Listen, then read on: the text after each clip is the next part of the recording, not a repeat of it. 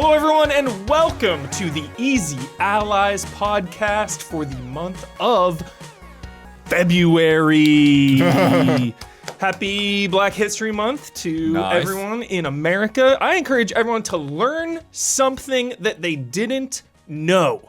That is what I encourage. I learned that in 1967, interracial marriage was legalized. Thank everywhere. goodness. It's not that long ago. It's crazy. I'm in an interracial marriage. I'm benefiting from that. I just There you go, realized. 1967. Wait, did we clap? Pop, pop. Now we did. I am Michael Huber, your host, joined by Daniel Bloodworth. Hello. I had a flat tire this morning. No! That was fun. The old nail in the tire. Old nail in the tire. I hate that. Thankfully, everyone took care of it very quickly, and my neighbors had left. So it was like, cause sometimes like when it's full in there, it's like, but yeah, there's plenty of room for everybody to get under there and everything. I literally changed the route that I take to the office because I was driving by a construction site and I got like 3 screws in my tire Oh, geez. in like in as many weeks. Can't trust these LA roads. You really can't. Well, I mean, they were doing some stuff in the alley like the day before, so I think that might have something to do with it. I don't know. Isla Hank. Hi. And in the control room, Don Casanova. Hello. And right behind there she is, Gabby Montu. Yeah. Revealed. We are going to talk about some awesome stuff today. What's new, what's news. Shout out to Bloodworth for that, the best ever. This week's topics, the Capcom Spotlight main event. Cap gods, we love them. The Nintendo sales report. Ooh. I just finished Citizen Sleeper 2. Please be Nice. excited. Hell yeah. Please be excited. We'll also be talking about Tales of Iron 2, shout out, and While Waiting as well, which I honestly don't even know what that is. I played through it this weekend. Oh yeah, because you were out last week, right? So you didn't even see the trailer that we played for the bets. Oh. But yeah, that was Summer Game Fest last year. Yeah. Dang. But yeah, I played through the whole thing this weekend. Nice. Top 10 games to beat in one night. Blood's Not favorite quite. I would say that's category. probably 2 nights. Okay. It depends on how long Yeah. you wait, I imagine. That is true as well. That is true as well. We'll get to that. Alrighty, everybody, let us dive right in to the Capcom Spotlight because it is a glorious feast for all samurai lovers out there. It kind of wasn't, but yeah. it was a pretty underwhelming showcase. Almost nothing happened, but we loved it anyway because we are into these games. We got one remaster out of it. The rest of the stuff all we we ever basically need. knew. Yeah. That's all we ever need. What day is it? God. Yes. I So still can't talk about anything. It's my anniversary, actually. It's But your yeah. anniversary? Yeah.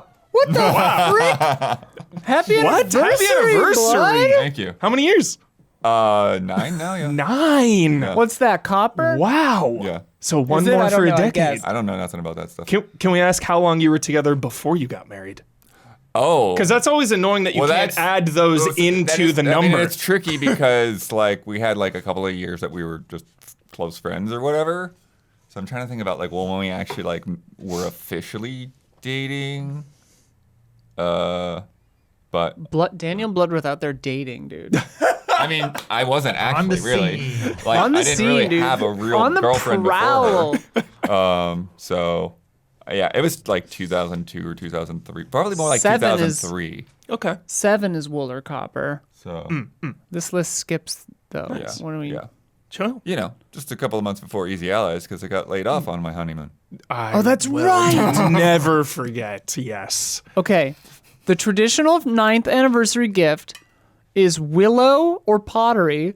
The modern 9th anniversary gift is leather. Ooh. And then the gemstone would be lapis lazuli. What is this? That's for people with money. Who says this? Who is this according There's to? like anniversary gifts by the year. Oh, okay. And it's like up, first it's like the first year gemstone is gold. I guess that's because you're whatever, but it's like paper, then cotton, then whatever. Yeah. But like there are gemstones too. Interesting. And like 60th is a diamond. They get 60th. basically like the longer you last in Wow. your marriage, the better the gifts. So you got to get to 60 to get that diamond. Yeah. Well, I mean, you we start also with didn't one address too. that but- Damiani's out sick too. That's Yes, Damiani is sick. Unfortunately. Robamiani is in the shop. Yeah. Hopefully has enough like energy to just like play maybe a little FTL on the side. Probably, probably like binging some like casual, chill, easy show, hopefully. Yeah. All right. So the Capcom Spotlight. Yes. A feast for Onimusha fans. Because first up, obviously they showed a teensy tiny bit more. Maybe? I forget. I swear there was like a new shot in there. I think there's like, I think this might be one of those things where like the cut for the Game Awards was slightly different than the cut they put online. Yes. But it's like the same stuff generally. Yeah. I think that might have happened with the Okami one too, where it's like this seems like it might be, but no, it's the same. It's like So Onimusha, Way of the Sword, so hyped because this franchise is finally continuing after decades of just being dormant. And we learned that they're focusing on 3 aspects. Again, this was very, very brief, but they're focusing on 3 aspects, which got me so hyped. First up, compelling characters. Enemies that are interesting more than visually. Okay. So they have personalities. Shout out to characters with personalities. Let's go. Well, I think too they're talking about like probably the combat, like what they're doing, how they're behaving, and that kind of stuff. Yeah. I think that they have like deep-seated trauma that they're probably trying to true. work through. Yeah. There's going to be a lot of punished characters for sure. We're dealing Yeah. with demons. Because Ghostwire was kind of like that, right? Oh, yeah. A lot of backstory behind enemies. Shout out, dude. Shout out to those backstories in Ghostwire Tokyo. Don't skip. I would love it if you're in Onimusha and you're like fighting a random like freakazoid, and then halfway through the fight it's just like wait, hang on. You just made me realize that I have issues with my father. Yeah, we need to take a Can pause. you just give me a second? I'm only here because my boss makes me go out drinking every night. The location of Kyoto, historic spots with mysterious and unsettling backstories. I like that they shouted this out. I mean, you know, it's a given in a lot of games that you're going to be in locations, uncovering things in the environment, but the fact that Most games have locations. Exactly. yeah. The fact that they specifically mentioned Kyoto, historic spots with mysterious and unsettling backstories, to me, leads me to believe that they're going to be, you know, possibly side quests dealing with maybe the how the Genma like take over certain areas. Right, yeah.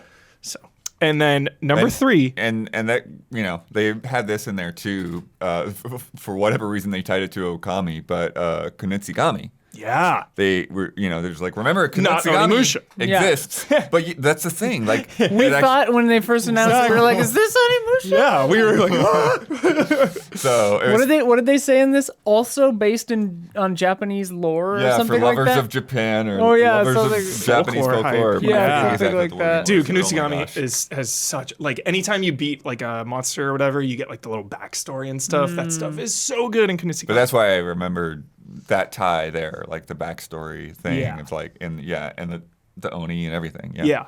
And then for all the Sekiro fans out there, which this game will not be like Sekiro, but I always think of Miyazaki saying swords clashing for Sekiro.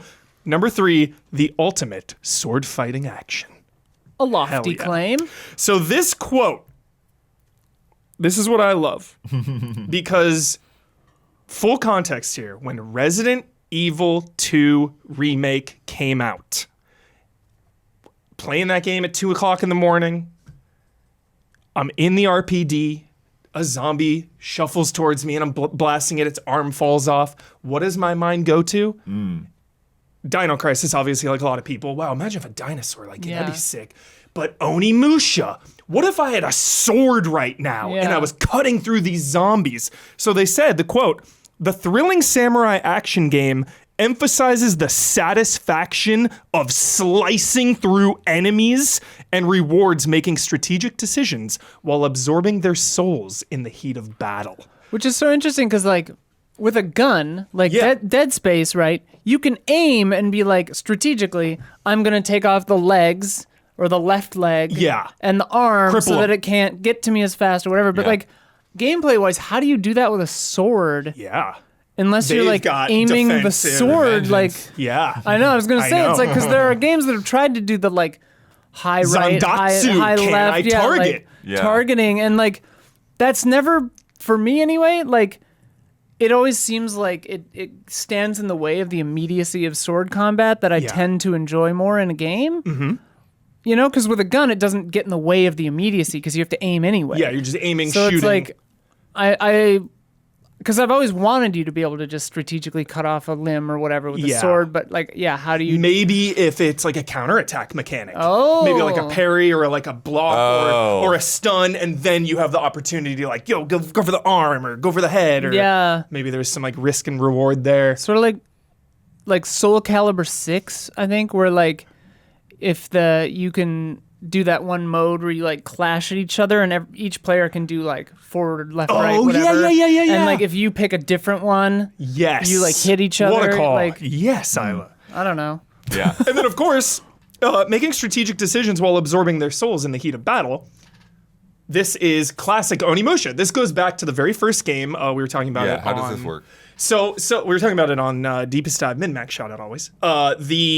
So when you take out enemies, their souls will, come into they'll float around, and some of those will recover your health. Some of those are XP, but you have a limited amount of time to absorb them. They start flashing, and then they'll disappear, and they'll just be gone. Yeah. But if there's like 3 enemies coming at you and attacking, it's like, wait a sec, let me absorb really quick, and they're like, nope, we're coming at you. I always like that push-pull, the like risk-reward of that. Yeah. Nice. So that's clearly making a return, and they even say plenty of soul-sucking action with the Oni Gauntlet.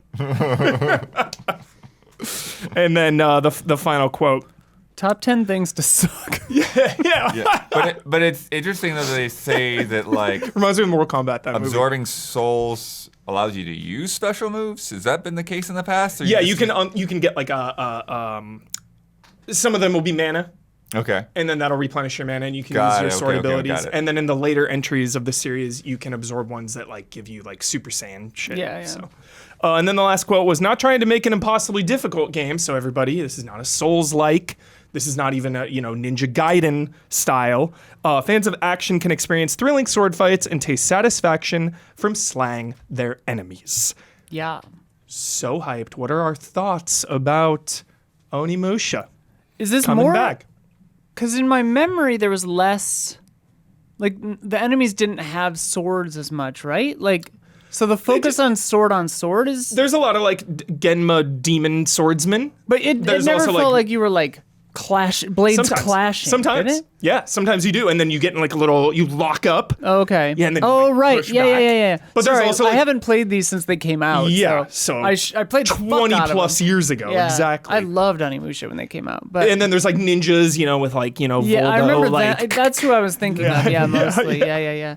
I love these games. I remember listening. I'd be laying on the couch. My friends are over. We'd be listening to Downward Spiral by Nine Inch Nails. We'd be watching like The Simpsons, and we'd be handing off playing on Onimusha like 2 or so whatever. cozy. Yeah, and I was like, this is the life. 10 out of 10 cozy. Yeah, somebody was probably pirating some software on my computer at the same time. You know, like all kinds of stuff going on. Yeah. Great. Blood, what do you want to see the most out of an Onimusha revival? I mean, this is a big deal. This is one of those series that I sort of missed because I didn't get a PS2 until later. Damn.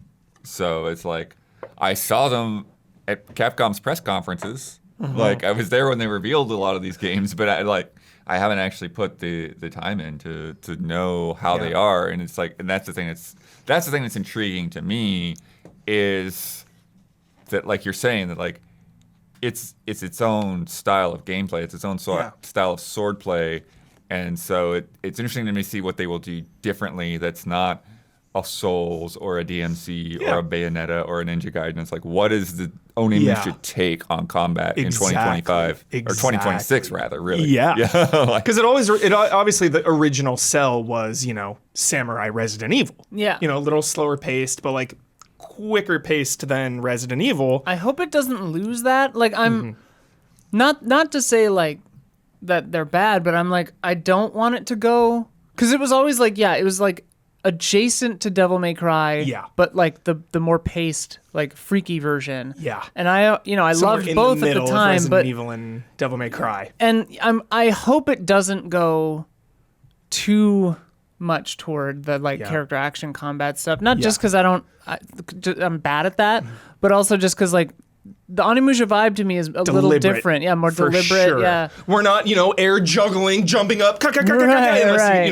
Onimusha 4 started going that Devil May Cry route, Yeah. but 1 through 3, the traditional is a little, just more deliberate, slower paced, methodical. Yeah. So, yeah. It was like Dino Crisis with a sword. Yeah. Kind of. Yeah. Yeah, and then all we can do is really I think about Resident Evil remakes from 2 to Right. 3 to 4, and that escalation of 3 is a little more intense, faster paced than 2, and then obviously 4 is full on Leon doing backflips. Yeah. So it's where are we gonna fall? My dream is a Resident Evil 2 or 3 style, more closer to that pace. Because I mean, if you, I can imagine if it's RE2 remake where it's there are moments of action packed gunslinging or running or thrilling action segments of that game. Yeah. And this could definitely be like that. It would be interesting to have a samurai game where you're kind of on the back foot. Yeah. Where you're You're outmatched, you're outnumbered. running out of stuff. You don't have a lot of souls. You really do have to make that choice. Yeah. That'd be really cool. Dude, Capcom's to me the master of unlockables, the master of unlocking, the master of unlockables, difficulties. Oh yeah. So Yeah. I'm sure you'll be able to skew that too. God, what if it has an AB story? That'd be Story, side characters that you Yeah. can play as. That's a They staple said in the there's a series. bunch, yeah, Yep. they said. Right. Which brings us to finally, after a very long wait, I was beginning to lose a tiny little bit of hope because it's been so long. Onimusha 2 Remaster coming this year. What a great time to drop this, which means the floodgates are open, in my opinion. 3 and 4 is only a matter of time. Right.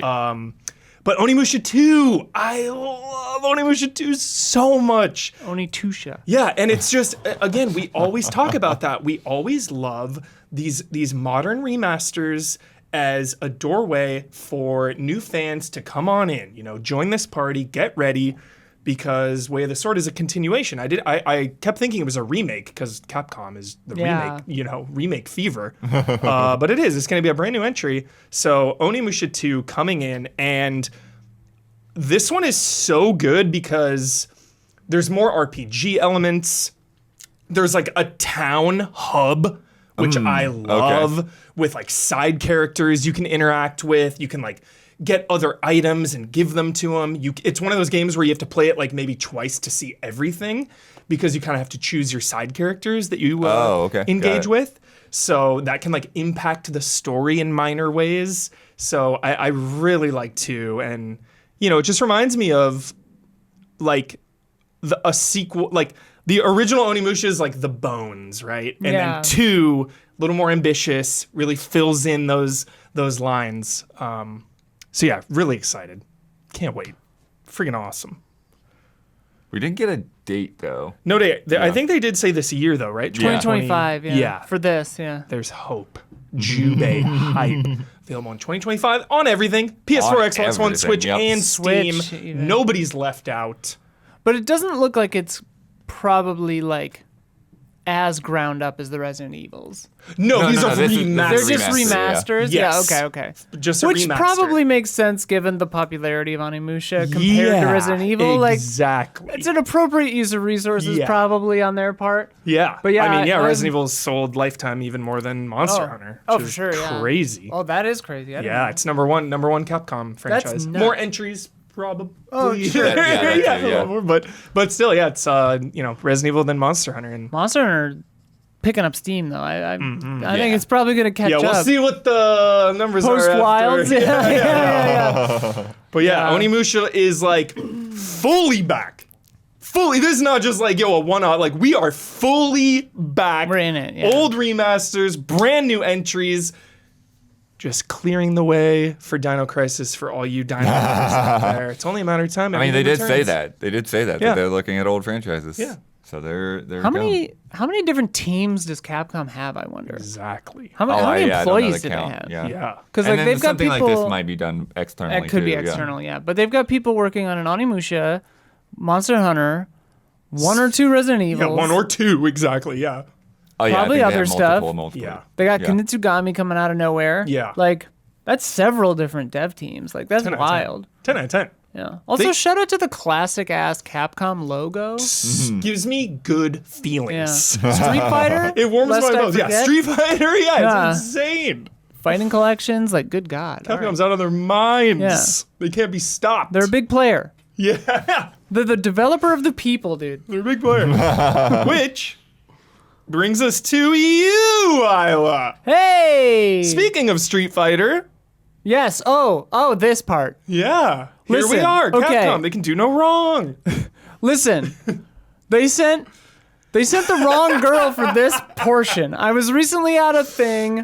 Basically, there's a lot of games there. And Yeah, so it's a lot of Doing- moving parts. a lot of games, one person. Yeah, Let's say I was the right person for one of the things, and I saw these two things, and I am like, I've always appreciated from afar. I'm not great at fighting games. I don't really know what's going on. I generally get kind of frustrated if I fight against other people because I'm not good. Anyways, but I saw Mai in Street Fighter 6. I played her, and you can see in the B-roll right now, the first thing I did was I just had two of her at CPU level 7 fight each other. smart. Yeah, in Can I get a crepe, please? the two Yeah, this different environment is a 10. outfits. Yeah. The environments in 6 are so good. Anyway, I mean, if you've been waiting because of No Mai No Buy, here she comes. Like, I know, bye. it's in there. And she's, she's got her. I think she's only the second third-party character ever in Street Fighter. Yeah, Like, this yeah. crossover is crazy. Yeah, it's pretty wild. Big moment for sure. I heard someone else at the event saying that Mai is a good kind of like easy to pick up kind of a character, Nice. which I did find to be true in the next fight after this. It's me playing, and I was fighting I think against her as well, like just two mirror match. But and I did find it, yeah. So it's me against the CPU 3, and I thought the CPU 3 was too easy. So in the next one I bump it to 4. But like, yeah, she like Sick pretty kicks. immediately. Yeah, she seems to be pretty kick heavy, pretty immediately pick upable. I was using modern controls, so in FS or SF6, you can do a little more than Yeah. you probably Player-friendly. know how to do. Newbie but friendly for sure. yeah, it was fine. She's great. It felt good. Obviously looks good. Yeah. Yeah, I don't know. She's got a bunch of other outfits that I wasn't allowed to capture, which I read after already capturing every outfit for the B-roll. Can you say how many there were, or is that embargoed? Maybe 8. I don't know. Total guess. I don't remember. But yeah. So I just redid what I had done before, but just using the first two outfits. Yeah. Maybe not 8. Maybe it was only like 3. I honestly don't remember how many. And whether or not I'm allowed to say that or not, I don't know. But like, I didn't give anything definitive, so who cares? I mean, I guess the same as everybody else. I don't know. But yeah, she's cool. Sweet. Then I played another thing. Yes, The the name of which- Capcom, The Capcom Fighting Collection 2. Yes. So if we switch to the other B-roll, Please tell me Power Stone was your first order of operation. it for sure would have been, but it was not of the 3 games that I was being shown that day, and we were not allowed to capture. Or they said if you do capture whatever, don't show the menu. Got it. So like I saw before they showed that like all the games that are on it. But yeah, I wasn't allowed to capture that or talk about Yeah. that. But like, yeah, so this is whatever this is. Which one is this? the shit is- coming is insane. This is looking like So cool. a CVS. Yeah. But I'm not Yeah, 100% it's sure. SNK, Yeah. Capcom v SNK, whatever, 2 or whatever. Again, I'm not the fighting game person. I do Same. not know. Same. I couldn't even figure out how to switch to members of my team in this. So sorry. Like, my B-roll is probably Yeah, this is haphazard looking and like weird. CVS2. It is CVS2. Okay, yeah. I thought these CG backgrounds were fun Yeah, compared incredible. to the pixel art people. So sick. I put Morrigan and Cammy and King, I think, on my team. Or no, that's not Cammy. I don't know who that is, the third one. But couldn't figure out how to switch to him, so I just didn't do it. I tried again later and like put someone else first and then whatever. Yeah, I think you can only choose the order. I don't think you could swap. Okay, it's just if they die or something. Mm-hmm. Okay, that makes sense why I couldn't figure out how to do it. Okay, here's Cammy then, yeah. Sick. This is when I switched and put Cammy first because I Cammy know how to height. do her. Yeah. Although her combos were different in this game, so I was like, what's going on? I was like, where's my precious spiral arrow? But yeah, I mean, it was early in the little like arcade ramp up, so like these were pretty easy fights. Nice. And I played this on GameCube, the Oh, EO yeah? version, EO. many years ago, though. Mm-hmm. And then if you fast forward just a bit, I also played. What order did I put these in? I played. Here we go. My favorite fighting game certainly of this era, but maybe ever, besides maybe Soul Calibur 6, Street Fighter Alpha 3. I played a shitload of this as a kid. So sick. This was like my main fighting game that I ever, really got into. I don't know why. I had it on PlayStation and played the hell out of it. Played a lot of Akuma and a lot of Cammy in this. So I did that. I think in this B-roll I showed that they have different, it's a collection, so they have different like screen effects where you can like change the CRT filter and all the scan lines and all that. You can. So some of this footage has that on. Most of it has it on. Some of it I turned it off. Yeah. I think the previous one maybe I turned it off. And then the third one, if you go again, and I wasn't sure how long I would talk about these, so I just left it. But so this one is called Project Yeah, I'd never heard of this. something. This I was super curious about. Yeah, what the Can you go to the hell? beginning I've of never this? heard of it Go to the beginning of this B-roll because I think that shows like the story stuff. Project Beast. Project Justice. Project Justice, that's There what it it was. is. Okay. So yeah, it's like Now you can go back to the gameplay. no. Stay on this part because I want to Okay. talk about this. But so it starts and you pick your like crew. Yeah. Right? Okay. And I don't know if the whole game is in a high school or if just the crew I picked starts in a high school. Shout out to a high school brawler. Yeah.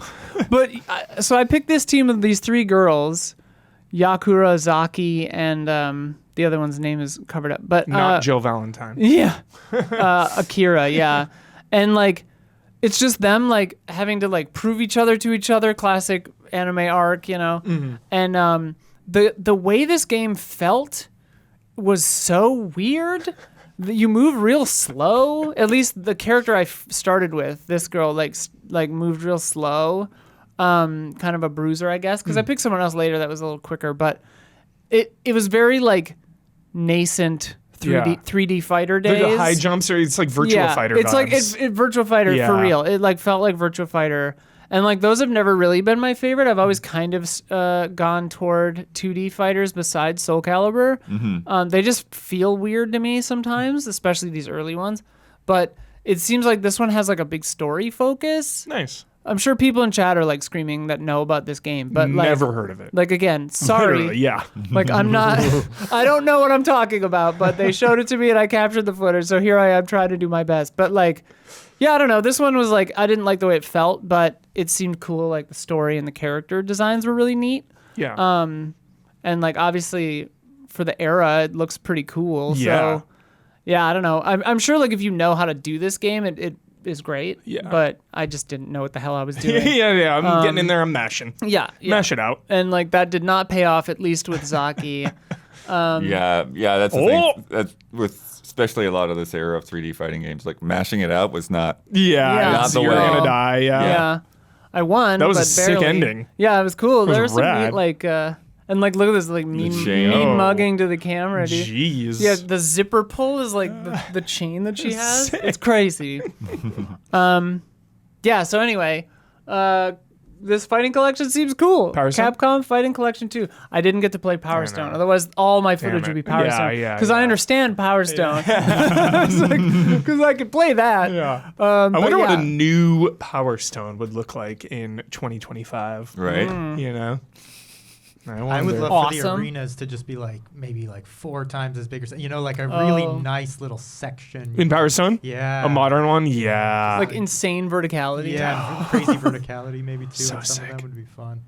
Shout out to always- these collections though, for real. Like, Oh, for real, yeah. just not only from a historical perspective, but Oh like yeah, they kicked my ass in this one because they were just like hitting me with a tennis ball or Yeah, something. yeah. Yeah. She was just like slamming you with Yeah, the this girl tennis plays a racket. violin. It's It's pretty awesome. cool. Like the characters are neat, and there's Yeah. a lot of them. that was a funny shot. Nice. Anyway, And then lastly, the big Kahuna burger, yeah. Monster Hunter Wilds. Yeah, a lot there. Wilds? Wilds, worlds. Wilds. World- This is an Outer Worlds, Outer Wilds yeah. thing all over again. It is. All over again. It is God. Monster Hunter World. Wilds. Monster Hunter Wilds. Wilds. The shorter word has more of it. There's an S. Wilds. We're in the wilds. Listen, Tell us. Spill. Spit. We can't. listen. Let's only talk let's about just, this. Go let's to just watch. say maybe we'll have more content coming for this in a while. I don't know why they won't let us say that, but whatever. Yeah, we did see the new flagship monster finally. yes. We got a uh, closer look at it. yeah, Yeah, we we closer saw look. it before, Yeah. but Like, we now only we Now we can saw see the- We didn't know the what it was- chain thing. We Yeah. didn't know what it was called. We didn't know Yeah. really anything about it. But yeah, the presentation they did was sure cool. It And was cool. You know what freaks me out actually? What freaks me out is I'm torturing blood. the affinities from that beast. And I know you can change weapons now on the fly, but I'm wondering too if you can change armors on the fly, because if this thing's out here like stealing frickin' affinities, all of a sudden it's lightning, all of a sudden it's like ice sure. or something. It's like, yo, let me swap. I mean, that's a good idea. You know, I can't Because you can, like, say. I know you have your pop-up tent, so it's like, yo, if Yeah. the monster runs away, like, let me go into the pop-up tent really like any quick. Monster Hunter, you would probably have to go back to the tent. To my knowledge, like anything I have seen of this, I haven't done that. Yeah. But yeah, on your Secrete, you can change weapons, which I Yeah. also haven't. Like I set up the hunting hammer yeah. at Gamescom. Yeah. And but didn't switch to it. Yeah. But like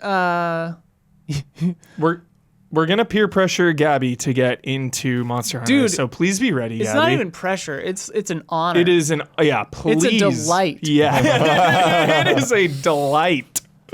Yeah. But yeah, like I like that you can like customize your camps and all that stuff there yeah, too. Like you can change the color of your Secrete. right, yeah. I will say to all the newcomers They're out there such that have chocobos, not though. gotten into Monster just Hunter, yeah, they are. Is when I played World or Worlds? World. God. How many Earths are there?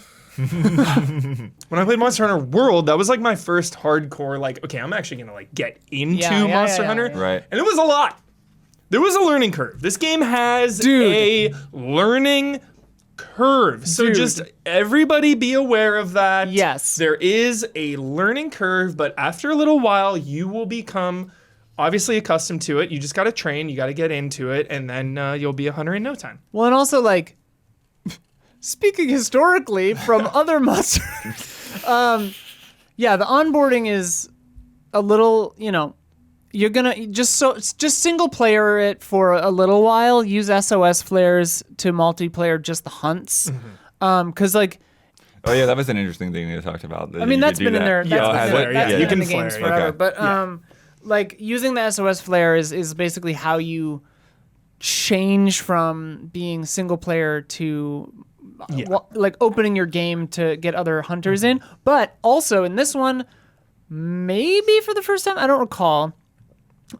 If you're offline or like it doesn't find a hunter, it'll fill in. Love that. Yeah. So like. Yeah, which is cool. That's really cool. And I know that from Gamescom because we were fighting with whatever. Yeah. But like the Gormagala. yeah, Gormagala. Gormagala. So that Maniac. was yeah, that's in this presentation. Like speaking just from the things in this presentation, like the monsters are looking cool. Some new favorites, some old favorites. The outfits are so good. Oh my god. Like just from what they showed in here, like Oh yeah, this beta so test coming good. up. There's a Crossplay beta is test on. tonight. Look how As friendly we're that is. filming this. PS5, Xbox, Steam, crossplay on. Yeah, that's crazy. Yeah. For a beta, that's good too. Yeah. I mean, the more beta they do, like, the better, you know? Mo beta, mo better. Cause yeah, like when we were at Gamescom, you know, the game was crashing and whatever. Yeah, months ago. Yeah. But that was a long time ago. Seems a lot more stable now. Yeah. This is really hard Arcvel. to talk about There this it right is. We now. don't have to get. Yeah. deep Sorry, into it I don't- right yeah, now. I don't You know. don't have to talk anymore. Maybe wait. Don't get in trouble. Maybe wait. We'll play the beta. Play the beta. Play the beta, everybody. wait. I know. So for clarity, maybe wait for more coverage from us. Don't wait on playing this game because it fucking rules. Yeah. This game is amazing. And yeah, like I just said about the steep learning curve, the beta, if this is your first time, it's going to be confusing and rough because you're hopping into a brand new thing and just give it some decades of crazy Exactly. little Well, and also things there's- that so they've added in there, don't be frustrated and don't forsake it. You know, it you will learn, I promise. So you will get Capcom meat. There is also just like, there's a lot going on. There's a lot to learn. There's and a lot. especially if you've never played a Monster Hunter before, you've got to lot. You got to learn how to Monster Hunter because For it's really sure. weird. Like eating before going on a hunt. They kind of tell you how to do that. Sharpening while Your you're on a weapon of hunt. choice. Setting up your items is really confusing. Even for someone who's played Monster Hunter. Yeah. You know, in the middle of a battle, if the game is like, put this item on your quick bar, which the last few games have done this, where they're like, how? and you're like, okay, yeah, but which item, how, and it doesn't pause the game while I'm doing this, so I'm trying to put the anti-paralytic on or whatever, and I've been attacked by a giant spider or whatever. Yeah. It's just like, okay, like, you just be gentle with yourself. Yeah. Be gracious Yeah. as you learn the joys of Monster I will Hunter. definitely be streaming it at some point during that first. Oh, window you're gonna there. do that this weekend? Nice. 100%. It's Monster Hunter. Goaty Watch. Let's go. Oh my god, dude, Goaty Watch. Goaty Watch. Shout out to the new ice region they showed too, a little Iceborne Yeah, nod. And yeah. just the biomes, like we've seen so much like desert, sandstorm, desert. So it's cool that it's like, wow, I think we're gonna go to a lot of Yeah, I well, we hope saw so. desert, we saw forest, we saw like Yep. the poison So, stuff, like good yeah. variety. For I'm sure. really hoping that the weather stuff is as like active as I hope it will be. Yeah. Because like Dude, the ice place, like some avalanche. dude, right? Right. Because I mean they've shown sandstorms and whatever, and I'm like, I really hope that that's not just scripted and that it can like roll through it like mid fight because that'd be so cinematic and cool. Yeah. Yeah, I still am not sure really how it works, but Yeah. All right. One last shout out to Capcom. Unbelievable. Unbelievable. We got a new Onimusha and old Onimusha. We got a new Street Fighter 6 character. We got old fighting games. We've got a new Monster Hunter coming.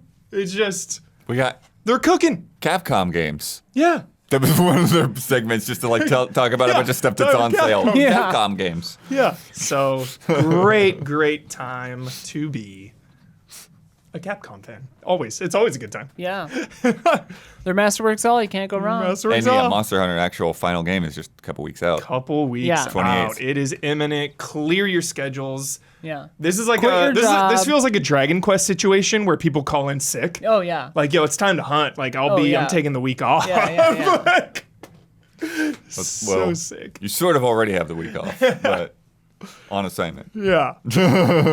All right, everybody. Speaking of Goaty Watch, Citizen Sleeper 2, My God. Starward Vector is here. I'm so pissed that we did our Fantasy Critic League like a day after this came out because I was going to snag it. It would have That's been a not fair. snag because That's absolutely fair. That's the whole point Yeah, of our You job. had the final game. You have been playing it for weeks. What do you mean that's fair? No, that's the whole point of our Fantasy Critic is that we have insider knowledge. yes. So we can like there are certain I thought that's games why certain people weren't allowed in it. we don't you can't do it if you're a reviewer so you can influence the scores. Oh, Because that's the I point. see. But because of our job and our insider knowledge, that's why our So Fantasy Critic is fun. Jones is just out of luck. Yeah. There are several games he just Get never wrecked, heard of. Jones. Yeah. And there are also likewise it goes both ways where it's like somebody else picks up a game and I'm like, yeah, sure, go for it. It's like, with that. but I know already, like, yeah. Citizen Sleeper 2 is here, and just for a little context, Citizen Sleeper 1 is absolutely one of my favorite games, like, of all time. Not Yeah. just indie game, not just like a one-person game. Like, Citizen Sleeper, full stop, one of my absolute favorites. To me, Citizen Sleeper 2 blows it out of the water. For sure. Like, I would give this game like a fucking 10. I'm not even kidding around. It's incredible. It is unbelievable. So, okay.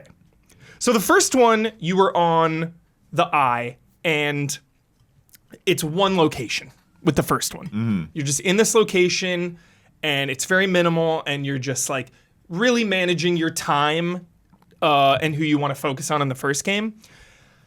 The second game, you're in the whole, like, this whole galaxy. So you can fly around. You have your ship called the Rig, and your ship uses fuel to travel to other places. And you're on the run from this mysterious, nefarious person. He's a freak. Yeah, Oh, okay. and every time you go to sleep, this little bar will tick up that they're getting closer to tracking you. So you have to stay on the move, one step ahead. Every Yeah. time you travel to a different location, that timer will go back down a little bit. Yeah. Okay. So you can't Is that kind of like linger. the thing moving forward in like FTL or something? I'm unfamiliar with FTL. Yeah, it's sort of like in FTL you're being chased by that like horde of enemies. In Citizen Sleeper 1, the ticking clock was as a sleeper you needed like a stabilizing agent to not Yes. die. Oh, Yeah. So that was a countdown to when you would die. Yeah, so you kept basically. having to get stabilizer, So you and had- it's super And it's expensive. really expensive. You either had to find it, get it through any means necessary, or buy it. Got it. Yeah. In this, they've kind of dealt with that issue, but they've replaced it with kind of the Yeah. pursuit. Yeah. Yeah. So just like the the Lame, vibes, he's bad. the vibes of this game. Oh, it gets me so hyped. It reminds me of like reaction shots when we were just talking to Patreon.com/reaction shots. It reminds me when we were talking about when you watch a good movie Yeah. and you're just like, this is art. Like this is next. It just taps into that really special feeling you get when you're playing something just like above the norm. Yeah. You know. And this game really, and the first one too, it really takes me away. There's no VO, which I love because the music is so incredible. Same composer as the first one. Yeah. And when you're just like reading these, the text, it's like you're reading a really good novel, you know. It definitely has shades Got of a it. visual novel Yeah, in this yeah. game. Yeah. That's kind I mean, of the it is- format.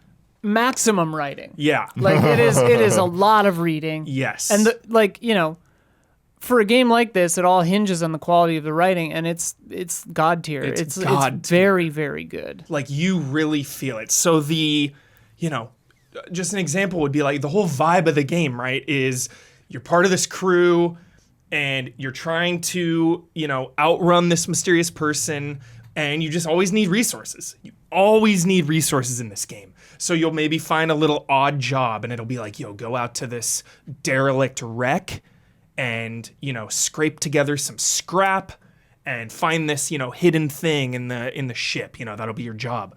Well, when you're on a mission, you'll just be way out in the middle of nowhere in this galaxy, and you'll come up to the ship, and just the whole vibes are like, dude, no one is out here. We are it's so absorbing, and you're on a clock though because your stress will increase. Oh, okay. And that'll make your dice rolls harder. Yeah. It'll damage your dice. Your dice can full on break. You have 5 Whoa. dice. And they can glitch out. They can glitch out. Your dice can break. You'll need to find materials to repair your dice.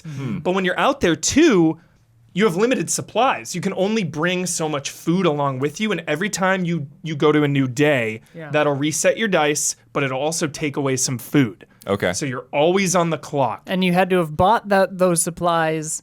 You have to buy your own fuel, buy your own supplies. You have to prep yourself before going out. So you can make the choice where it's like, okay, I could spend most of my money and supply up my ship for this run and have a safer time on this run. Or I could push it and not really buy all my supplies. Yeah. Right. Maybe Yeah. frick up this whole run, but like have more money. There's It's so much risk for reward. many choices. So many choices. When you finish like a big or a small mission, you'll get 1 or 2 upgrade points depending on the mission. You can then pump up your character's dice, basically, because there's like 6 type of engagements when you roll your dice. It'll be like engage or interface or mechanic, because certain things will be, if you're a scrapper, it's like, I'm gonna go into this dangerous place, and that'll be, a separate dice roll. There's also skill checks that come into play. You have your crew that you can... and your crew is often focused on different skill sets than yourself. So, like, if you're out on a job, you can be like, okay, I'm good at interface, you're good at engage, and if you're lucky, you've got someone who's good at the physical stuff, and then you've got, like, a perfect crew. Yeah. But, like, I was on one job where me and this other girl were good at interface, and I had a guy who was good at engage, and, like, we couldn't brute force. Yeah. So, like, we just had to make choices to, like, get around it in different ways, because I was like, I can't force that door. Yeah. Like, the dice it's too risky. And it'll be like, the door is way riskier but faster. Yeah. Or you can really take your time, and that goes into the time element of like, we're out here, we got to do this and get back. Like, there's always this sense of urgency. And, like, if you opt to do the quicker, riskier thing and screw it up, it'll add a what was it called, a catastrophe or a something like crisis or something, where it was like out on a job. Yeah, crises can like happen. Multi-day jobs. If you screw up, like one of them is like, okay, we damaged the hull integrity of the ship, and it's going to like break apart. Yeah, and kill us unless we manage that new problem that just emerged, on the board here. So it's just so crunchy and good. And like the dice, it's called a dice-based RPG and like a dice system, but you're not like actively rolling in the moment to see what's happening. So it's not like Risk, where it's like you've made your strategy, but then you just have to see how it goes.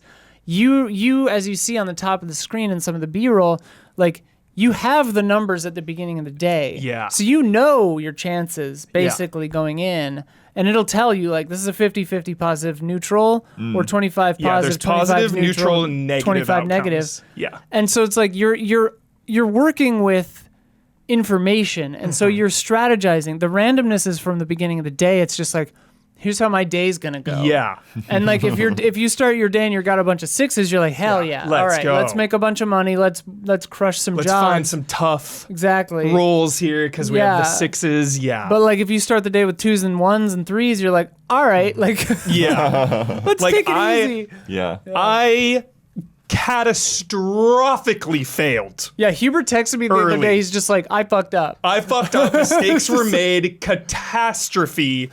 I was playing on the back foot the entire game because of how badly I messed up the beginning. Because on me, I was a little unclear of the systems of the game because it's a little different. Did you go without a crew or something on that first job? I got stressed out. I got greedy. The job was almost done. I pressed my luck, and it was just like bad roll, bad roll, bad roll, bad roll, bad roll. Uh-oh. Too late. Yeah. So... there's credits to find, like you're saying, money, fuel, supplies, scrap. You can do different things. You can upgrade your ship sometimes. It is an absolute can't miss game. I highly encourage every single one of you to give Citizen Sleeper a try.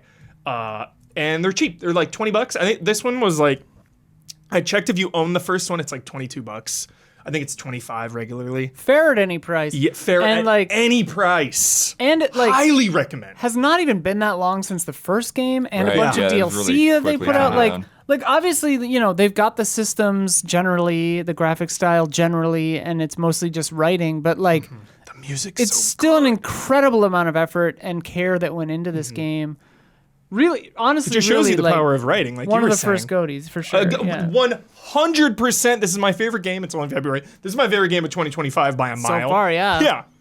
Yeah. Like you were saying just about the There's a lot of mic business happening here. Sorry, I get so excited about this game. I just worry, especially because Mic 1 cable is being a little weird lately. Yeah.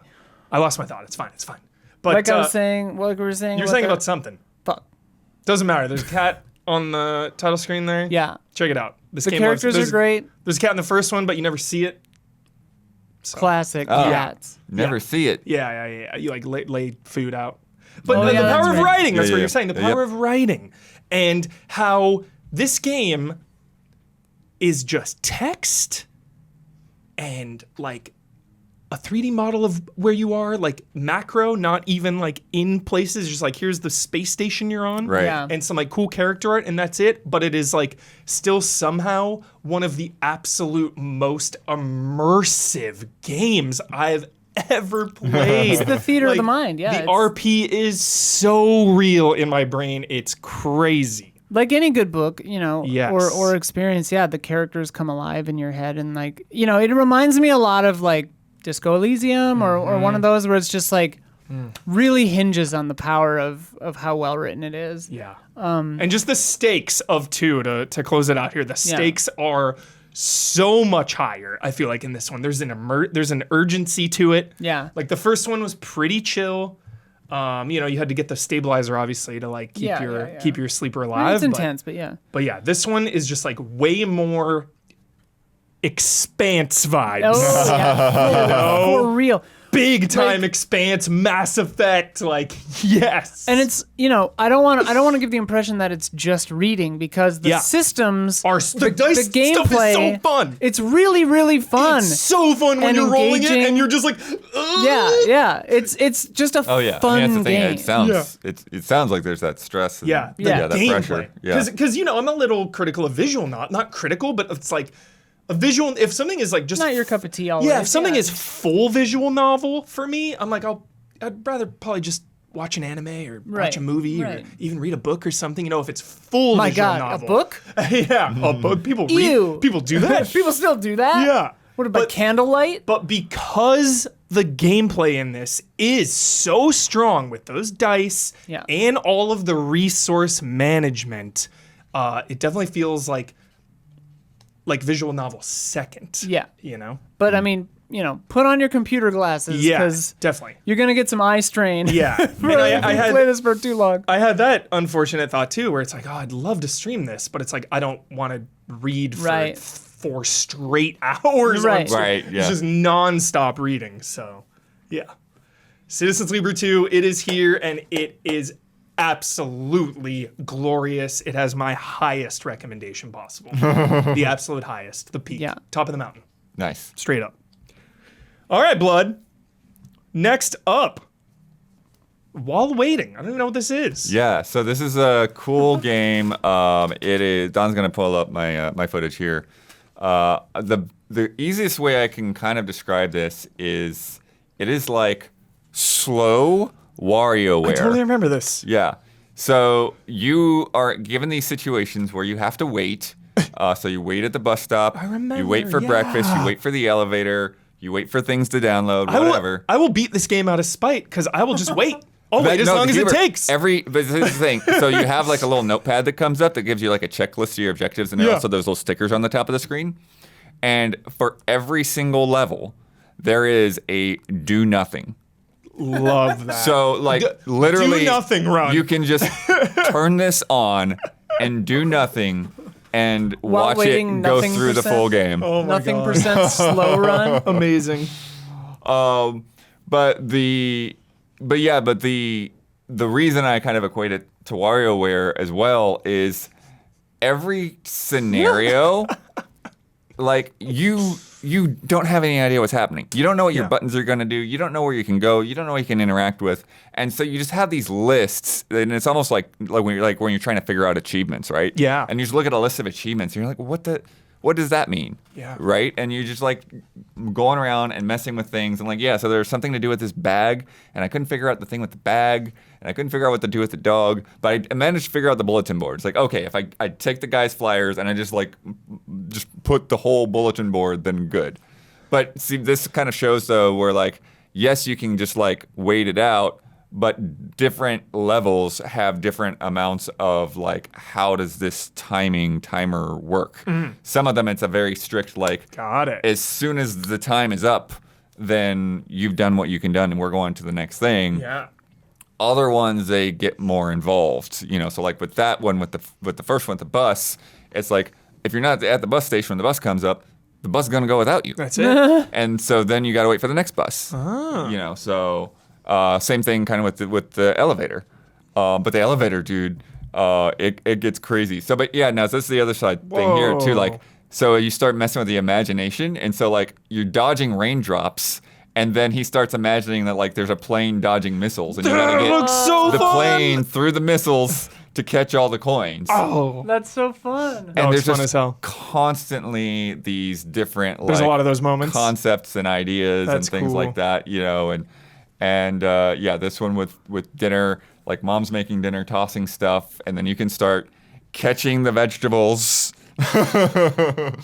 I was trying to figure out because there was like one of the stickers was talking about the fridge, and I'm like, what do I do with the fridge? But that's what I mean is like so many of the times is like you'll be messing around with something, and then your time will be up, and like, well, I didn't get any of the objectives. I didn't get the do nothing objective, or actually no, I think you might still get the do nothing objective if you don't manage to accomplish something else. Like Got even it. if you were like on the right path, you might still get the do nothing objective because you didn't accomplish one of the other ones. got it.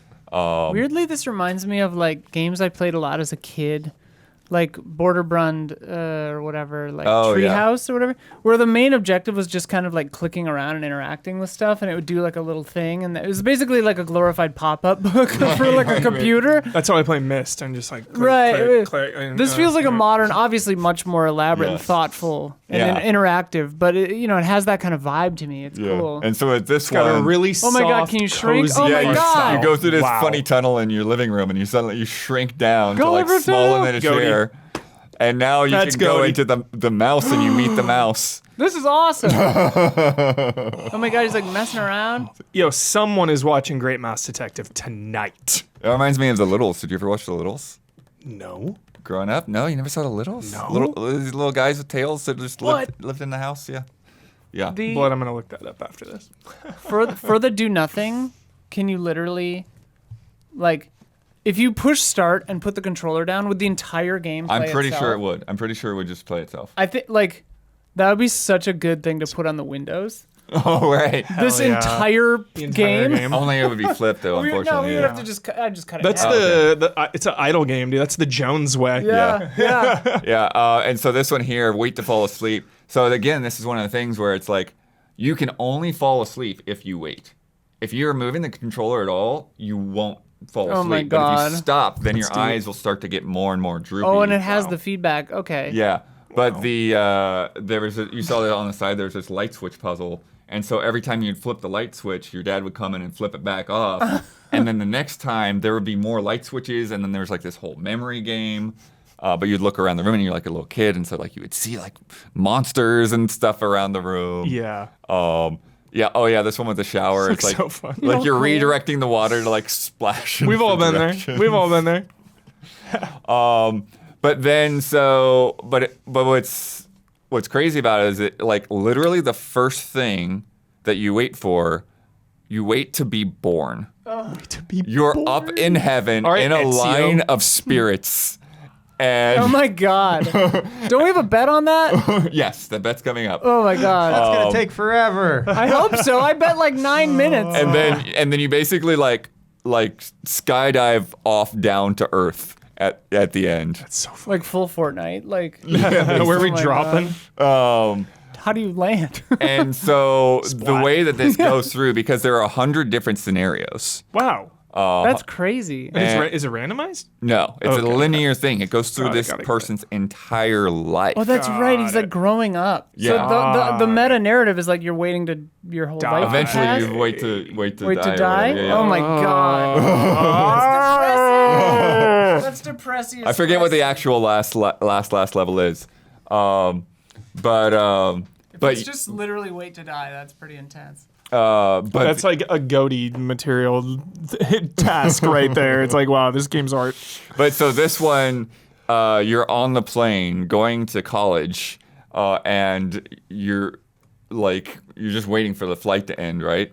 But you keep pushing the water button, and I was like, this seemed like a simple task, like ask for water, and like I kept pushing it, and I'm like, what is? I just keep doing the same thing. Like, what's going to accomplish this water goal? And then eventually the flight attendant, she just gets so fed up with you that she brings out like a whole like jug of water. That's funny. Oh yeah, and this one with the cup noodles was one of the ones where like That's great. you're waiting 2 minutes, you see the clock. Yeah, This feels like it could be Watch. the thesis of the entire game. Waiting This for one a cup actually of gives noodles. you the timer. Not Yeah. Yeah. But what's hilarious is like you can push the button and actually add time Oh, to the stopwatch. what a wild idea for a game. There's so Video many games are the fun best. things in there. The There's best. also I'm trying to think about some of the other things. So you only have like 3 buttons really. Like you have like the interact button. You have the button to like pull your menu over and see your tasks. But then you also have this button that's like it's like the fidget button. So there will be like a little thing that pops up on the side, like a little 3D object that comes on the side of the screen. And it will be like a pen that you're clicking, or like a fidget spinner, or like a little squeaky toy, or just something that you push to like you just like Huber over here with the poker chips that we had to take away from him. Yeah. Like that kind of element, and you can do that at any time, and each level is like a little bit different. That lady's pissed, dude. Stare down. Yeah, what the hell? And then, yeah, so like this was one of the interesting ones where because it's like you could wait in line for Is that this like guy a- to have each individual roll of toilet paper scanned, or you could go to self-checkout. Oh, And self-checkout is a whole different like is set that of like your girlfriend or things something? to do. No, that's your roommate. That's, Oh, okay. Yeah. Your college roommate. Oh, And so then you have to go through and you have to do all the scans. But there are times where like some things are just full on puzzles, right? Wow. And so you have to like, trying to find the looks so UPC fun. code. yeah. It's like on this one, you're trying to find where to put the code to scan it. It's like, wait, I see the code. How do I scan it? And yeah, Just this, like real life. I Yeah. always love when video games make the most mundane parts of life some like fun little mini game. Like, oh, I'm checking out at the grocery store. Great gameplay. Like, awesome. yeah. And this one, you're waiting for the internet to come back, and so like you're going through like all the troubleshooting steps of like resetting this thing, resetting that. But this is one of the ones where I was saying like you actually get into like a real puzzle because you open up this thing, and then there's like these things that you have to screw and like essentially fill in a maze so that like all of the different connection points connect. Wow. And I it look for that one. took me a while. When Yeah. like I don't know what's going on here. I like the photo with you and your roommate, Yeah. like puking a rainbow. Well, that was from another one where you're waiting to forget the girl that broke up with you, and you're just Aw. like drinking and drinking and drinking. And like again, like how do I complete this? Because it was one where it was like nothing I do is making it end. So what do I do? Drink yourself into oblivion. Wow. Yeah, this So. is full on like pipe puzzle. Yeah. Yo, this game looks like Amazing. really cool. Yeah. Yeah, Very hyped. Robust. yeah. And I put about 6 hours into it, but again, Bolstered with mini games. Bolstered. it's variable depending on what you do. And you Yeah. beat it, right? Yeah, I went through the whole thing, but there were so many tasks that I didn't get that like, oh well, I want to go back for that one. But I didn't like stop myself. I wanted to keep going forward. And what's also interesting is that there's not really like on the menu. There's not just like a continue button. It's like if you push start, like you just start from the beginning. You have to go. Oh. You have to go to the levels menu, and then it will show you like the most recent level Oh, weird. that you've completed. So maybe it is designed to play in one go. Yeah, well, I mean, obviously the do nothing is for sure. But again, Hell yeah. slow WarioWare, Slow Rio. Yeah. and just lots of different creative things in there. Looks super fun, Bloodworth. Yeah. Awesome. And the last game we're talking about today, I've been playing something else on the side. I'm Yeah. like 20+% into it. Tales of Iron 2. Tales of Iron. I'd been wanting to play through the first one ever since it came out. Finally did like a month ago in anticipation for 2. And I really love this game. I just really love this series in general. The Quick Cell is like a side-scrolling, Souls-like, where you play as a rat. And there's other like animal types in the kingdom. You know, Gritty Redwall, dude. Right. Gritty Redwall. That's already pretty gritty, but Yeah. Yeah, very gritty. that was very gritty porcupine in that one shot there. Yeah. Holy cow. Yeah. So Did I tell you I recently rebought the first Redwall book? Ooh. Because I read those as a kid, and I was like, I want to revisit Redwall. I read the first couple of pages. I was like, this is for kids. just children. I'll let this stay in the past. I think like this is great. I love it still. My but- nostalgic memory Yeah, for that. yeah. I was like, okay, I'm not 8 anymore. Got Yeah.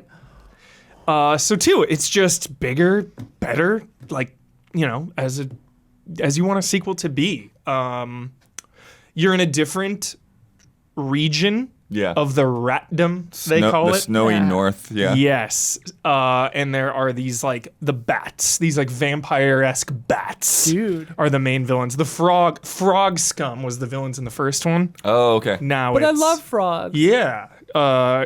But there are other animals too. You know, you'll come across like all sorts of creatures and critters. Are like, you like are owls. you playing as a consistent character, or are you completely fresh? Yeah. In this one, you play as a different character. Okay. Yeah.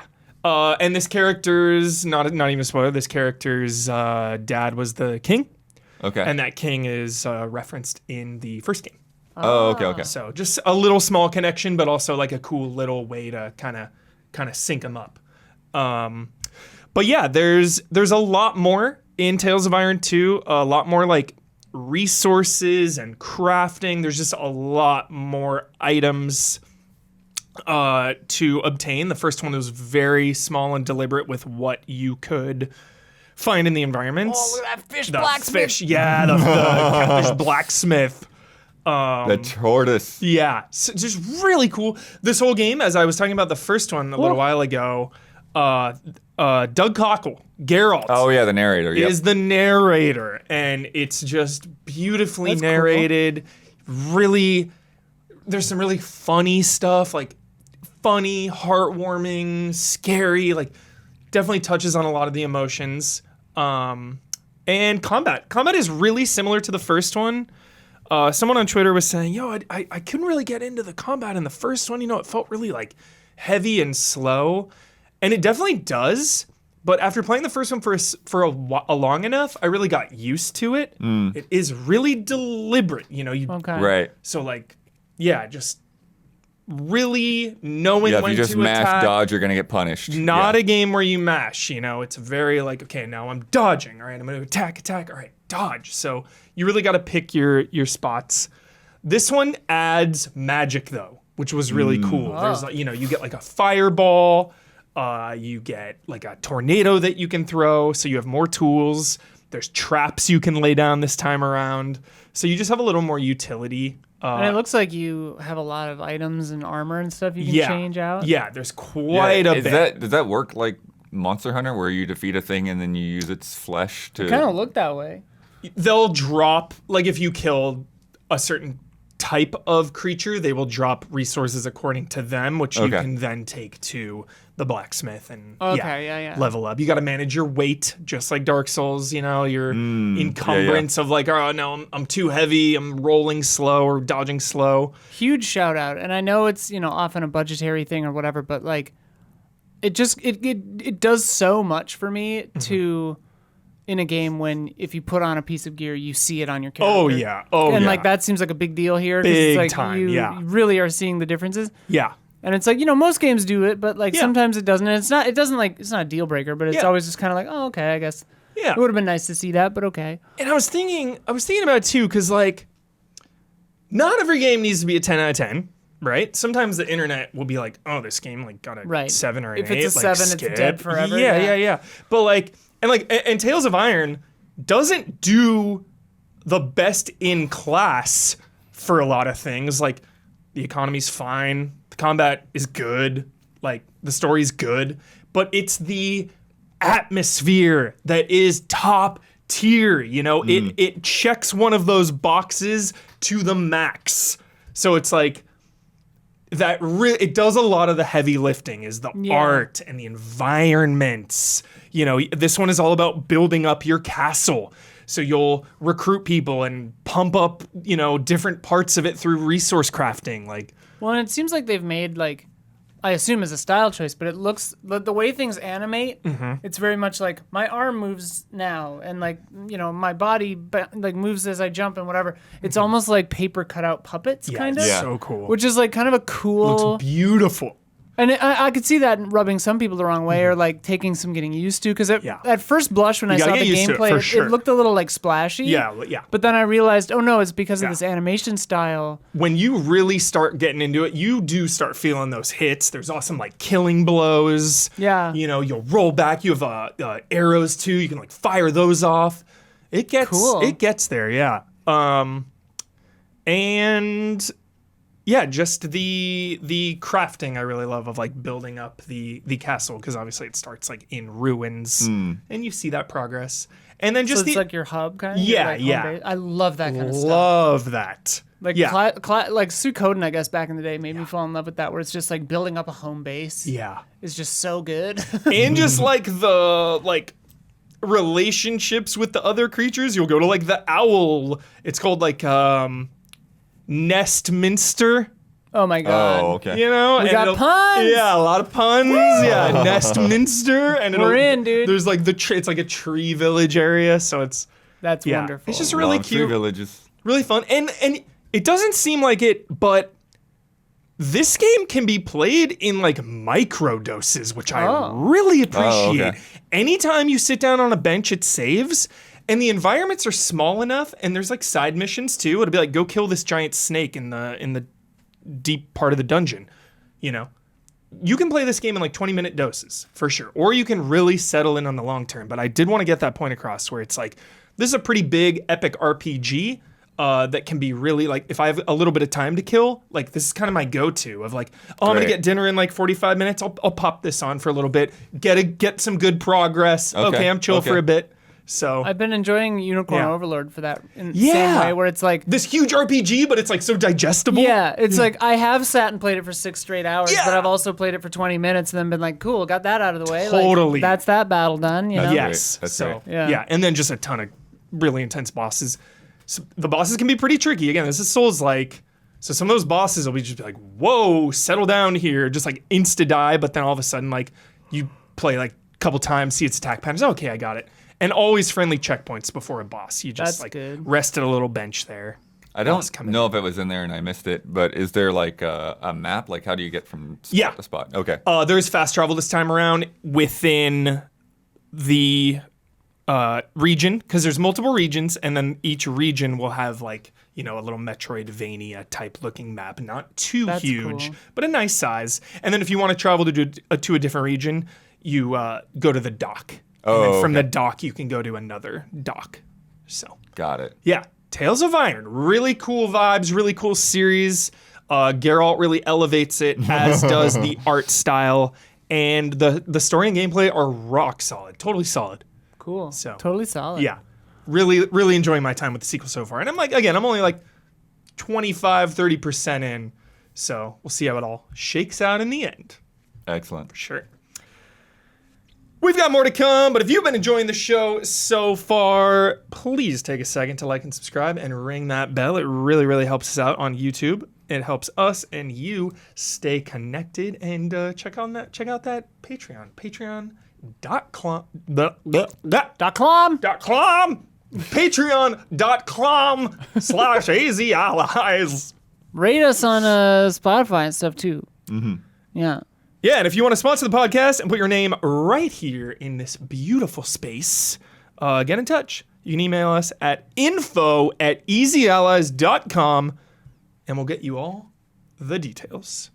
And now a word from said sponsors. When you think about businesses that are selling through the roof, like Aloe or Allbirds or Skims, sure, you think about their great product and their cool brand and brilliant marketing and all that, but do you think about the actual business behind that business? The business that helps their website run, the business that helps them sell things easily to you.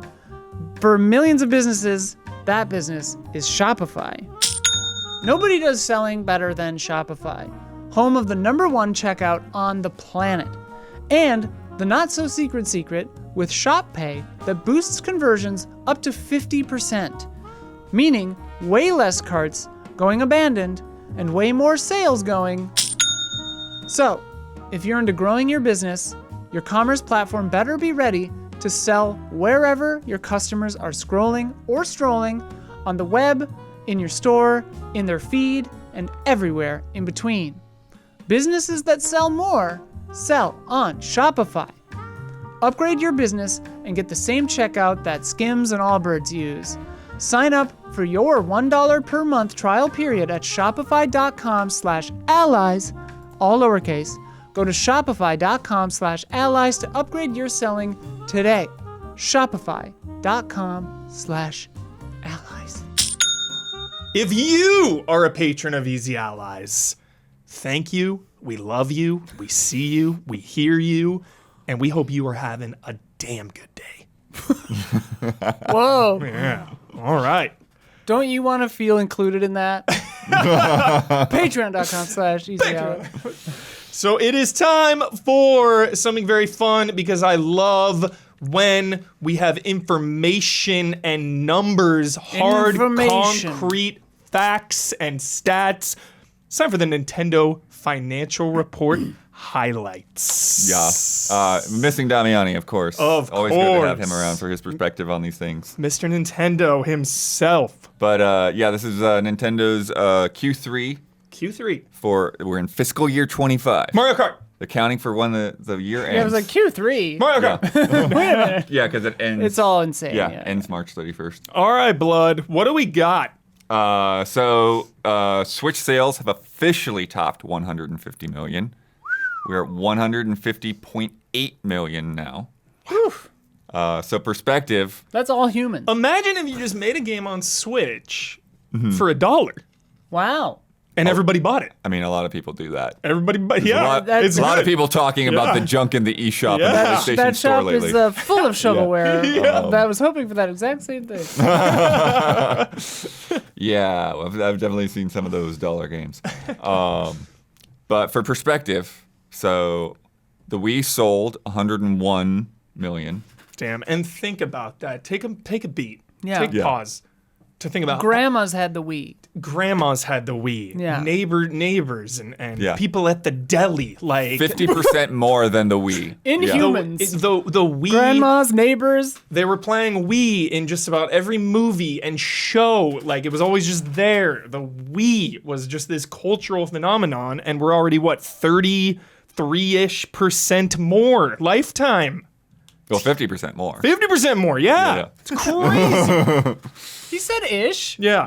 Like 50% more. That's insane. Yeah. The Game Boy, which was on the market for like 11, 12 years, Yeah. 118 million. Yeah. The Nintendo DS, DS. 154 million. So that's the next Coming for you. goal. Yeah. And then the ultimate goal is the PS2, 160 million. PS2. Sony announces the re-release of the PlayStation 2. Wait, PS2 is the highest selling ever? Yeah. Yeah. I always thought it was Game Boy, but yeah, no. Yeah, Game Boy's a few behind. Yeah. Crazy. So here's the question is whether we think Nintendo can get there with the Switch. Because so far this year, just this first 3 quarters, the Switch sold 9.54 million, Wow. projecting 11 million by the end of the fiscal year. So Yeah. basically they need another 10 million to Yeah. beat the PS2. I think 100% it will get there because when the Switch 2 hits, finally going to be that Switch price drop. Yeah, There's maybe. finally the moment we've been waiting for. Yeah. When Switch 2's out. It's going to be that price drop, maybe some sick bundles. Like, Well, and this counts all 3 Switch SKUs, right? Yeah. Switch OLED and Switch Lite are in The there. DS have... Because PS2 had a Slim, right? Yeah, the Yep. PS2 Slim counts. yep. Yeah, okay, so yeah. Okay. Yeah, all those little variants count in each Yeah. one of those generations. sure. Yeah, Big, yeah. big price drop incoming. I feel it. Yeah, I mean, hope if they... so. Yeah, if they price drop, I see it beating PS2 for sure. I mean, DS But they is also in the just don't bag. have to like turn off. Like it's really just a matter of like how long do they keep the thing in production, right? Right. I think a while. 'Cause- I think at least 10 another, million like, more. I think at least random guess, I really think through 2026. yeah, I think that sounds about right. Yeah. Yeah. I think longer than that. Yeah, even longer. how- That's base minimum. How long did it take them to stop making 3DSs? Exactly.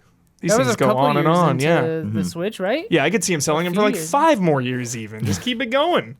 Yeah. Especially if. But Switch 2 is also like a linear upgrade from the looks Right. of it. So Yeah. And also, like, if the factories, if it's not that big of a switch to build Switch 1s and 2s, that'd be easier for them to keep both going. Yeah. yeah. Software sale total just shy of 1.36 billion software sales. Damn. And that was the thing that I looked at the other things and was like, that was way above like any of the other Nintendo platforms. Like there's been a lot more software sold on the Switch.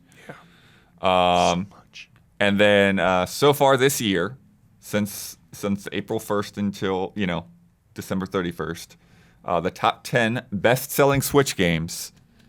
Super Mario Party Jamboree, 6.17 million, making it the fastest-selling Mario Party on Switch. Yes. And the best. Yeah. God, it's so good. What a glorious time for Mario Party. The second best-selling Switch game in the first 3 quarters of this year. Mario Kart 8 Deluxe. Get wrecked, you get on Mario Party's level. I'm kidding. Ancient video game. It's know, still I know. the second best-selling game on the platform. I know. 5.38 million just in God. the first 3 quarters of this year. Wow. Insane video Life game. to date, 67.35 million. That is so Woof. wild. 67 million. It really, That's almost half of the install base. yeah. It really it always blows my mind that it's not just Mario. That it's Yeah. not just Mario Odyssey, that it's Mario Kart. And that's obviously like a big part of that is the multiplayer, of Yep. course. The split screen. But Cousin game. Yeah, but it's still, everybody like- can have it. You play it. Yeah. yeah, but it's still like a racing game. But And, you like, some know that people everyone just- can play it. Like even with like all Yeah. the like assists and stuff like that. Like even a side-scrolling Mario game, like you always have that question. It's It's tough, like, yeah. oh, is the kid old enough yet to play it? Yeah. Whereas like Mario Kart, you know Hit that go. like they're gonna just Yeah. have like whether they're doing well or not, they're gonna have so fun right. watching the thing go forward. You're yeah. so right. Third, Zelda Echoes of Wisdom, 3.91 million. Fourth, Nintendo Switch Sports. Wow. Still going. 2.63 million. The life to date on that is 15.74 million. Animal Crossing, another 2 million. Life to date, 47 million on there. COVID bump. Yeah. I mean, for sure. But still Legendary. going. That That's game huge. saved lives, dude. Yeah, Yeah. 100%. For sure. Yeah. Last year, Super Mario Brothers Wonder so Animal Crossing was 2.08 million. Mario Brothers Wonder was 2.07 million. Oh, wow. Oh, wow. Paper Mario: The Thousand Year Door was 2.06 That's million. so funny. They were very close. But now the life to date on Wonder is 15.51 million.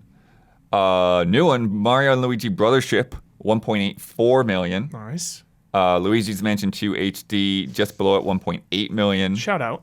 Smash Brothers, still up there, evergreen, 1.66 million. Life to date, 35.88 million. Look at that. Animal Crossing beats it. Yeah. And think about all the properties on display in Smash Bros. You know, I mean, you got to have someone you love in that game. you know, Yeah. Yeah. Next up, our technical nightmare, Pokemon Scarlet and Violet. Shout out, 1.46 Blood. million. Yikes! Life to date, 26.38 million. Wow. Did not deter too many people. Yeah. Did you throw shade for me there, Blood? Was that? And then rounding out the top 10 for just this year so far, Super Mario Odyssey, 1.09 million, putting it at 29 million total. 29 mil. For that little plumber. But here's a crazy thing. There were 19 games on Switch that sold over 1 million just this year, the first 3 quarters so far. 19 million sellers. 150 mil. It's nothing. Yeah. Yeah. You know. Yeah. That's why you got to just make a game for $1 and hope you sell 1 million copies. 12 were first party Nintendo games, 7 were third party. How many people have bought Vampire Survivor? Great. That's like a $4 game, $3 game. Right? Yeah. Probably a lot. I don't think it's I don't think it's a lot, but I the think Balatro style, like awards bump too. Yeah. You know? Yep. Because so often, I mean, like, obviously everyone wants to make a Balatro or a Threes or a Vampire Survivor, but Definitely. like, goddamn. Yeah. The gold rush. Life changing, dude. Yeah. Crazy. The annual playing user stat is slowing, but it's still going up every year. That's now 129 million annual playing users. So that basically, the way they judge that stat is, well, A, there are people that opt out. They don't give Nintendo their data, so they don't get everybody. You're not taking my data. Right. But basically, if you've turned your Switch on at all during the year and you've done something other than go to the eShop, then you count. Got it. Interesting. Yeah. So like open one game for a second counts. Yeah. You also have to like think about how many Switches must have broken in this amount of time Right. too, Yeah. right? So out of 150 million Switches sold, 129 million people have turned them on this year. I must have turned mine on at some point this year. Yeah. Mostly it sits there in the dock, but yeah. Yeah. Then we get a little reminder on the release schedule. Donkey Kong Country Returns HD, already out. Xenoblade Chronicles X Definitive Edition. Pokemon Legends Z to A. And then Metroid Prime 4 Beyond. And then, of course, Switch 2 to be released in 2025. And then, like the day after the financial report, they said the reveal, which we knew was coming April 2nd, is going to be at 6 a.m. 6 a.m. Set your alarms. We got to get here at 5 in the morning. Set Hubert, your alarms. on Yo, April 2nd. I will freaking come at any time to see a brand new Nintendo console. I mean, this is. But didn't There's like arguably nothing bigger in this entire industry Right. than Nintendo releasing a new console. Like, honestly, to me, that's the number one heavyweight hit in this entire industry. And I'm a GTA fan over here. So, like, well, and a brand new Nintendo seeing console those is games, seeing those games for the very first time. Yeah. Like, what are they gonna do? exactly What is the sequel to Super Mario Odyssey? Yeah. What is the gimmick for Mario Kart? Yeah. You know, like how do you follow up like the perfection of Mario Kart 8 and then them adding all of those packs to where it's like now it's like there's so much in Mario Kart 8. So What do much. you do next? Yeah, it's like the Sims problem where it's like the new one Yeah. comes out and you almost have to reset. Yeah. Yeah. Wild. That's going to be a glorious day. That's coming up. April 2nd. That's good. It's on April 1st. Some April Fool's shenanigans. I don't want to deal with that. Yeah. I'll bring this up too. We didn't put it in there or grab the images, but patent drawings are out.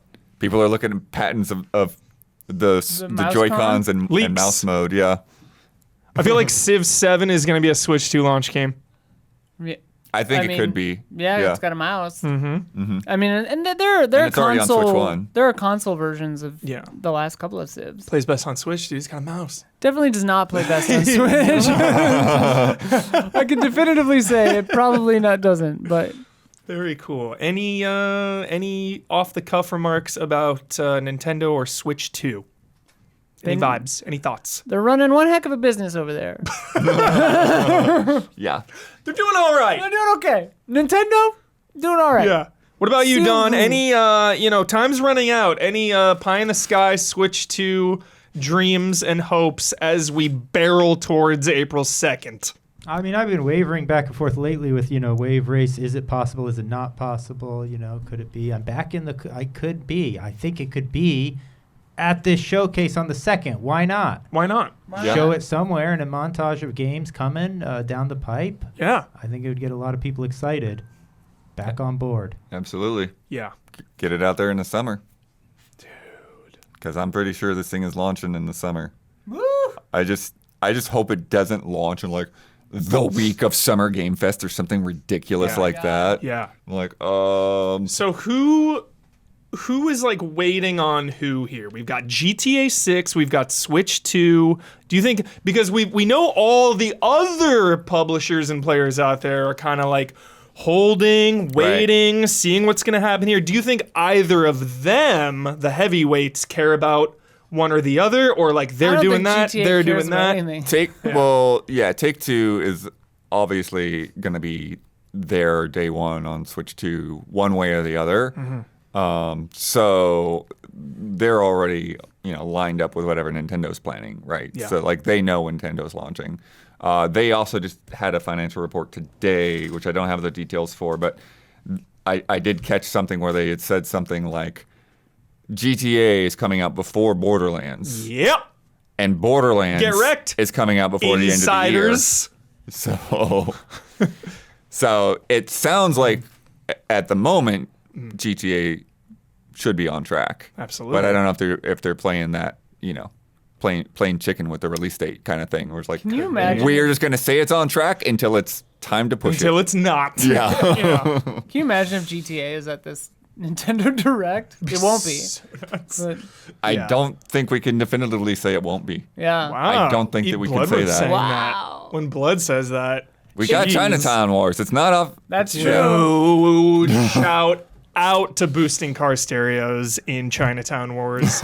You would like use the little stylus to like unscrew them. So sick. Do you know the commercial I would do if I were asked to direct the Nintendo Switch or GTA 6 on Nintendo Switch reveal commercial, right? Yeah. I would have it would start as a wide shot, a tableau of all this ludicrous Florida shit going on, right? Like dude with the hammers, old lady doing crazy shit, like meth heads, like somebody Make doing sure you get the iguanas falling out of the donuts, trees. iguanas, like just this incredible like Hieronymus Bosch-esque You know about Florida that? nightmare. You know what I'm referencing? Bosch Legacy final season shout out. I don't. Oh no, that guy was saying like kill them if they land in your yard or whatever. Well, so basically, iguanas in Florida are an invasive species. Yeah. They're not supposed to be there. And so when it gets cold, when we have a cold snap, because they're cold-blooded, they fall. Their bodies, like, they're basically being like a hibernation kind of mode, and they will literally just drop out of trees. That's wild. And then you're supposed to Are squash they them, okay? really? Yeah, When that happens? when they warm up, they'll be fine. Oh. Okay. Lizards. Okay. But yeah, like gators will just they'll have a full snack because like the free meal, iguana just fell out of the tree. Whoa. Anyways, yeah. So wide shot, camera slowly pushing in. Right, iguanas falling out of trees, the whole shebang, slowly pushing in on a guy playing on a Switch in the middle of this whole tableau. And then the camera just goes over onto the Switch and shows GTA 6 in the Switch. You go into the Switch gameplay. And it's it's like 4 seconds, but it's the first gameplay, like official. Yeah. Like actual, like you That's how it see the revealed HUD that and it's on the stuff. Switch. Yeah. Yeah, sick. I love it. Yeah. Also, I have not actually witnessed the iguana thing. It's just one of the things that the news stories like to pick Sure up blood. on every, like. Sure, blood. But no, like. You're out the liquid nitrogen. This was not a thing when I was growing lizards. up. Like, this is a thing where, like, they've spread in the time since I've moved here. Yeah. Did you introduce Same thing with the pythons. lizards yourself, blood? You probably brought the lizards in, and then they're like, "I'm out of here." Also this week, That's my section. But I'm we got Don goodies. I'm running the show. So we're gonna go around. Everyone's gonna say something they're excited about really quick. What are you excited about, Blood? I thought that was at the end. No, it's right now. Oh my god. Yep. Little excitement break. Well, I'm going to Vegas next week. So, Oh, yeah. Just dropping that. Without work? me, Yeah, I've told everybody about this. We don't listen many to times. dude, craps with blood would be so. Are you gonna gamble at all? Doubtful. you. I was gonna say he's not gonna gamble at all. That's fine.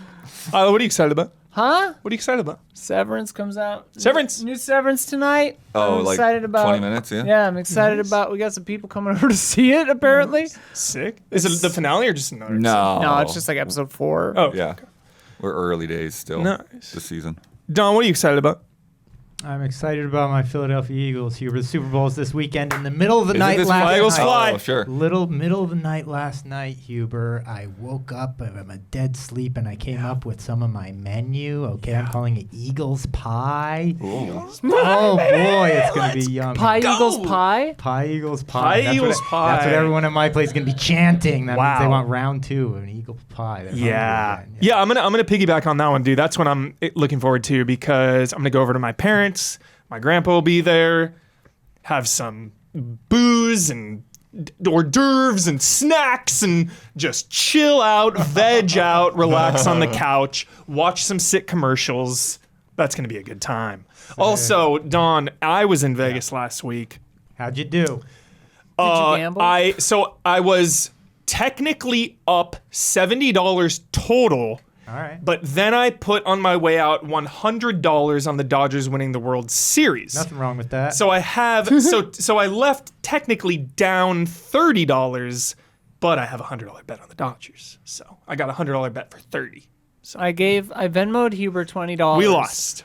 And he came back and he was just like, we lost. We lost. But I'd already forgotten that I ever gave you anything. Yeah. So I was just like, what?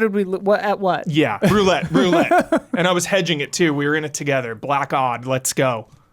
Didn't work out. Didn't work out. No. That's okay. You win some, you lose Because the first some. one we did black odd together and it was red odd. I was like, okay, we get another bet. We get to just go again. Okay. Same thing, black odd, and it was red even. Yeah, it was dead. No, so Huber, I've thought about this before. There are two factors that would need to happen Yeah. for me to do some kind of gambling in Vegas. Yeah, One, I would need money. of course. That's not necessarily true. So yeah, you got to play at true, Ellis yeah. Island. They have $5 minimums. You can stretch like $50 for a long time. You just keep it chill. Sure, but No line I'm of far credit. in the hole, so this is not. I know. Even that's not an option. Yeah.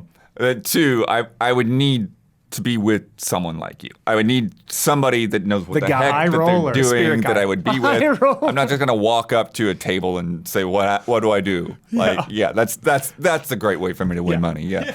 So like, Yeah, Don, I was gonna put something down on the Eagles, but Yeah. the odds were just terrible. It was almost not like worth- even money. Yeah, It was like it's not worth it. It was like not. I would never bet 100 on it, but it was Yeah. like you bet 100 and you win like 85 yeah, or I don't lose get 100. too- Like it's.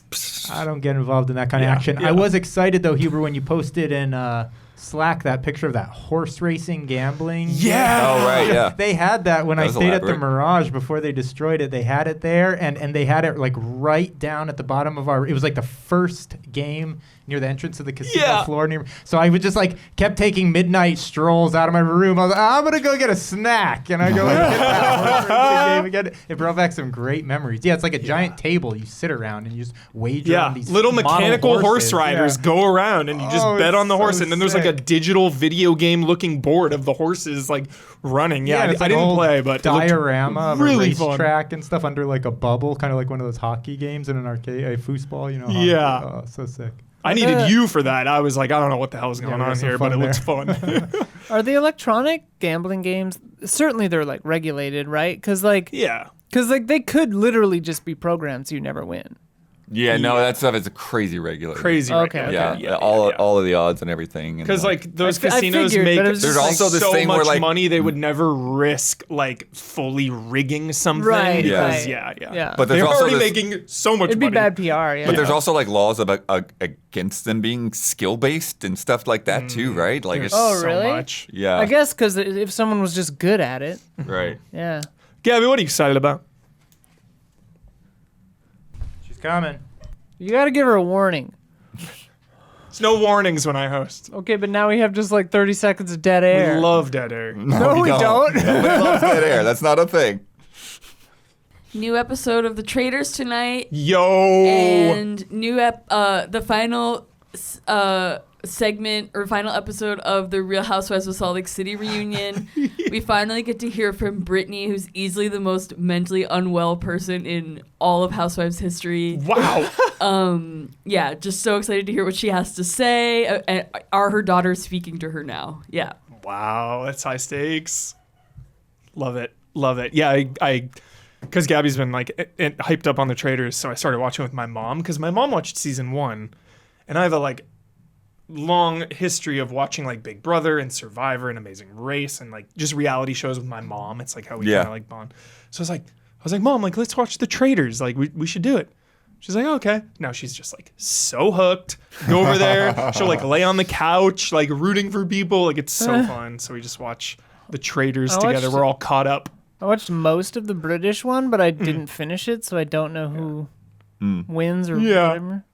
Just dipped out. Like, I've seen enough. I don't like reality TV. It stressed me out for Yeah, sure. I don't like it.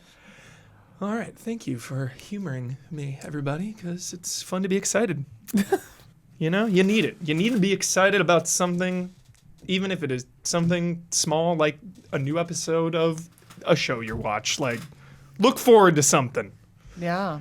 All right, everybody. Also this week, this is an awesome little announcement because this is like in my top 10 favorite games that I don't play. Just time and a lot of factors. Wreckfest 2 is coming because Wreckfest 1, literal 10 out of 10 every time I pick that game up. Blown away by how fun it is. I don't play it enough. You know, it's one of those things that's just like, I put I some see it time from into it, but not a afar. ton of time. Yes. Mostly sounds like iterative improvements. But one thing the press release has is crazy challenges, they say. So that seems like a little stunt mode action from like Burnout vibe, or what do you think, Blood? Well, they were talking about unconventional vehicles. That's the thing that stood out about it. So like you remember you had the crazy. What was that thing in there, Don? What was it? There's something that's like in the side of my head, some vehicle that I'm remembering early on in Wreckfest, but it's not fully playing out. Like what the heck was it? But I don't know. That made me think of. Or am I mixing it up with a different game? Yeah, it made me think of Trail Out. There was a lot of kind of funny cars in there, and like Trail a Out. couch you could drive and stuff like There that. was Right, that yeah. had like, I remember streaming that and somebody was like a couch. Goofy little cars. Yeah, I was surprised here by this. Obsessed with Wreckfest. You know, gosh, one of my absolute favorite Don. destruction racing games of all time. I know. I always just kept going back to. I haven't played in a little bit now, but I was going back to this continually. So it has, just infinite goodwill for me and most people that have played it. I even played it just a little bit, like obviously recognize the quality of the first Wreckfest. So no matter what they bring on part 2, I think people are pumped. Having said that, though, I was surprised, Blood, what you're saying, iterative improvements. They've had some time to work on this. Looking at this trailer, it's like a very familiar setting. We're in a junkyard. Yeah. And I was like, at first, when they were showing these piles of cars, I'm like, oh, is this going to be like fully destructible? Like, are they going to show them driving through the walls and everything? Wow. But then they don't end up doing quite that and stuff. So I'm still kind of curious on like, well, what is the hook on this one? Is there something? It doesn't look like new environments. Even most of the, like all the shrapnel flying and everything, doesn't look like an extreme like raising the bar from those the looks first like one. some good But crashes. They say they Don. have overhauled the physics system and stuff. so I mean the physics crashing system looks in the great. first one was Yeah. just absolute top notch. So like I said, just so much goodwill. They're not going to miss on this. Yeah. I am so pumped. Just salivating for this one. Can't Yeah. wait. It says special challenges putting you behind the steering wheel of unconventional vehicles that were definitely never supposed to end up on a racetrack. Various bite-sized scenarios will keep you hooked as you battle for the highest scores. Yeah. Don, my question to you is early access. Are you going to be diving in? Because I mean, Yeah. I assume I think I will. this will be in early access for close to a year. Yeah, they were in early access for a while with the first Yeah. one. The thing that intrigued me is you saw there was like a couple of shots in there of like a gray box environment. Yeah. And when we first played Next Car Game, as it was called at the time at Game Trailers, they had this really like fun, like kind of sandboxy mode where like what you're saying is like you could go up ramps. There were like just all kinds of weird conveyor belts and things to smash through and like different sizes and materials. And I was always hoping there would be something like a little bit more zany like that in the final game, and the final game kind of played a little bit more straight destruction derby, realistic environments kind of thing. So, but they do have those fun demolition arenas where you could like go up on the walls and then back down and smash into people So and like fun. last man standing. Yeah. Yeah, I mean, it'll be interesting to see. Like, one of my favorite things about the first one were like the open, cross-country courses out in the terrain and everything. Like, cruising cross landscape, not necessarily closed circuits or like the arenas and stuff. So I don't know. Really curious about this. Yeah, I'm gonna jump into the early access for sure. I don't see any reason why not to. Just to feel the physics system, feel that kind of thing. Tool around. I can't wait. Hell yeah. Let's stream it. Next up, Breakout Beyond. The next retro reimagining from Atari, who's been just killing it. Coming coming from the studio behind Bit Trip, the Bit Trip games. Oh, yeah. This was originally going to be an exclusive for the Intellivision Amico, some Bloodworth tech. Shout out. No, this is a doomed machine. A little marketing nightmare there. A lot of promises made on that machine. Really? Like what? Can you? Don knows more, Yeah? I think. Yeah. Educate me, Don. Oh, it was just a long, sad journey. You know, it was this system. The Intellivision was supposed to be reinvented with the Amico, this sort of like modern retro system. It was introduced at E3, like back when E3 was still going, believe it or not. I remember we were there when they're doing pre-sales for the system, and I'm like, hey, that's slick looking. I was curious. Yeah. A lot of people got pre-sold on it, though, and there were just delay after delay after delay. Tommy Tallarico became the kind of figurehead and the promo guy, the hype man, and he was continually hyping up the system as like people just weren't seeing the games and this and that and like wondering like, does this thing even exist? Well, there was like a lot of stuff that was like just pulled from like placeholder art and things like that, like stock images, and it was a fascinating journey. A lot to of go weird, on. shady business. You know, I was definitely like watching the whole way along, sad, you know, kind of train wreck or car accident kind of situation. But it was like fascinating to just watch and just to cap it all off, though, one of my favorite things, one of the last videos I think they made, they were doing all kinds of, you know, just YouTube videos to be like, no, we're a healthy company and this thing's really happening. And they're like, look at this some of the last videos they did, they like had a new headquarters they showed off in like Colorado. It's like this palatial corporate building that Tommy Tallarico is taking you all around. And he's like walking you into offices, introducing you to people. And like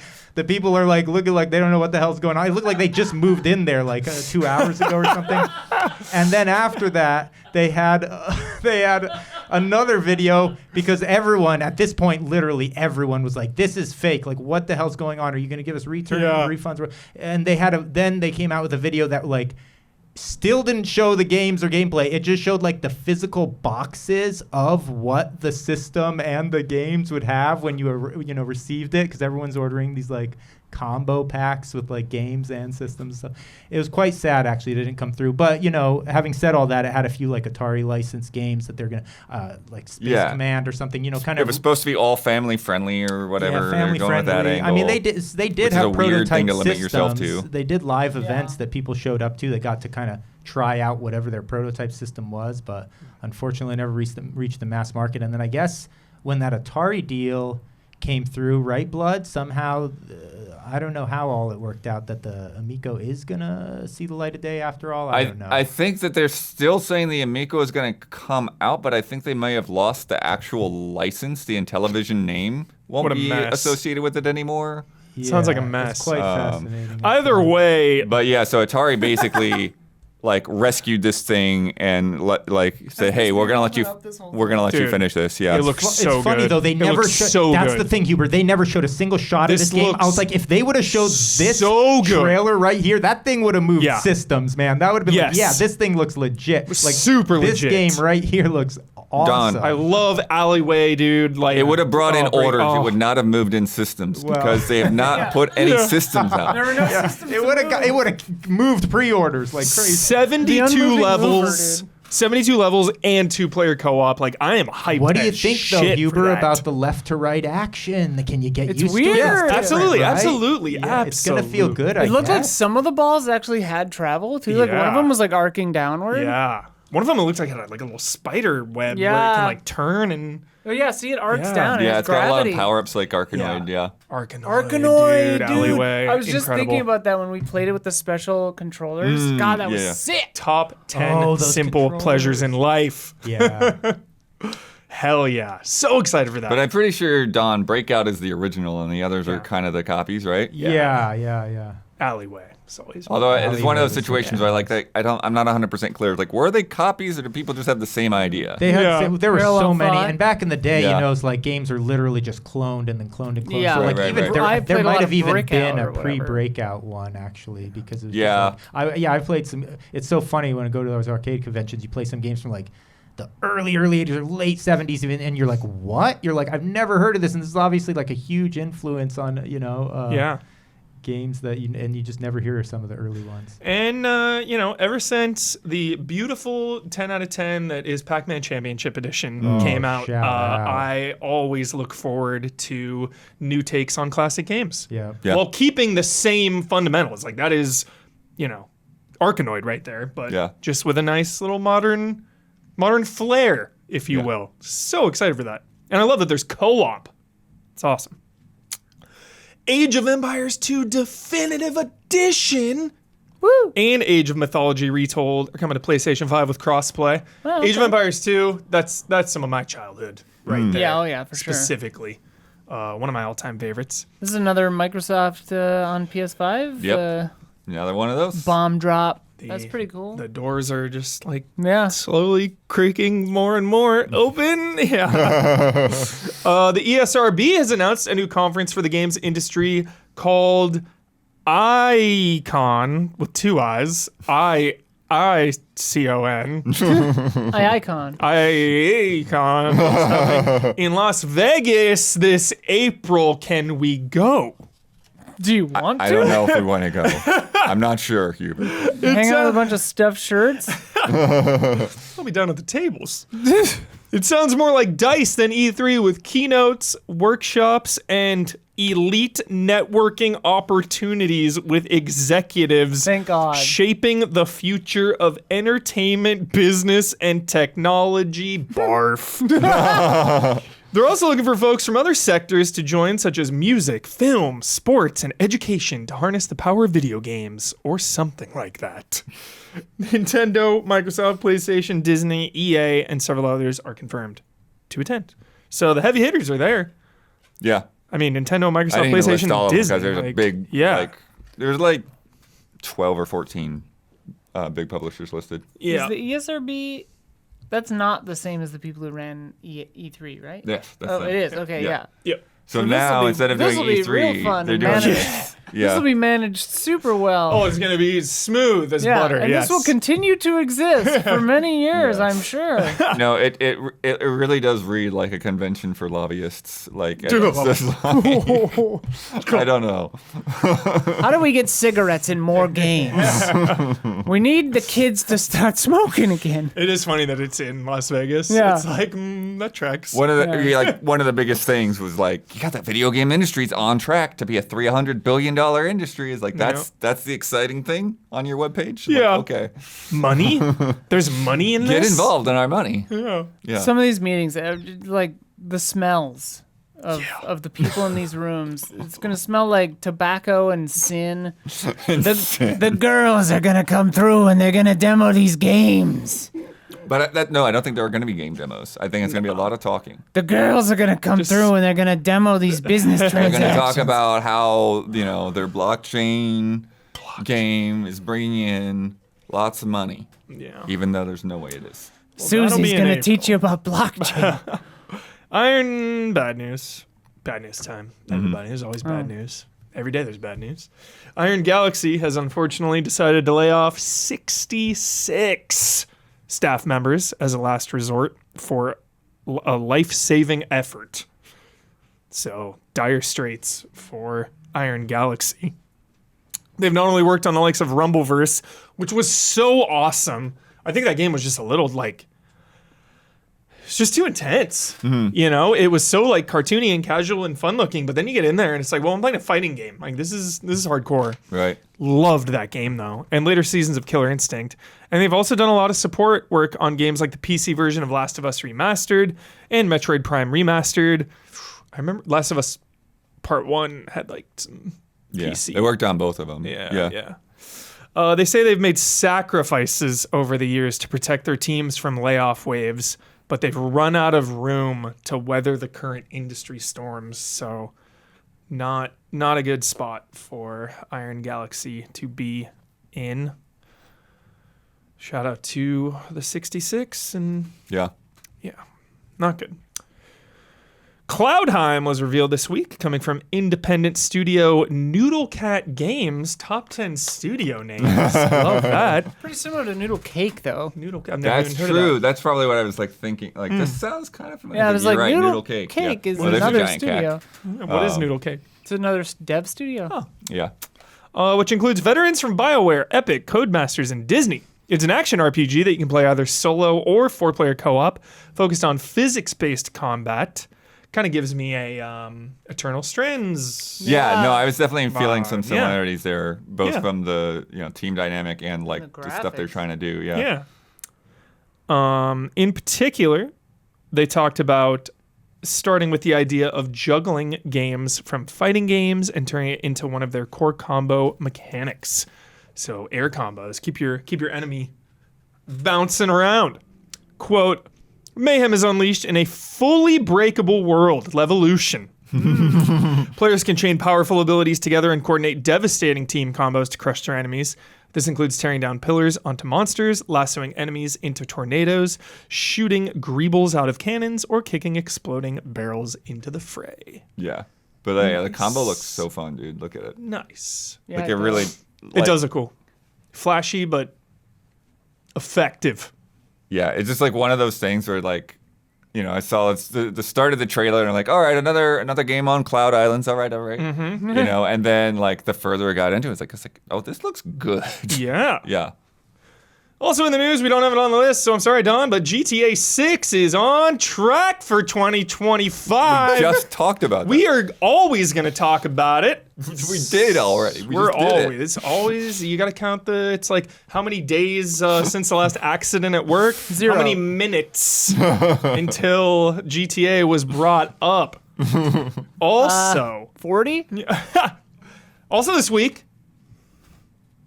Simu Liu bringing back Sleeping Dogs. Oh, yes. Doing Really? a movie. Yep. In a movie? Yes. Oh, wow. Sleeping Dogs movie in development. One of the best open world games, full stop. Like, that is a top 10 open world game, in my opinion, ever. Will he hit Ever. someone with a bike?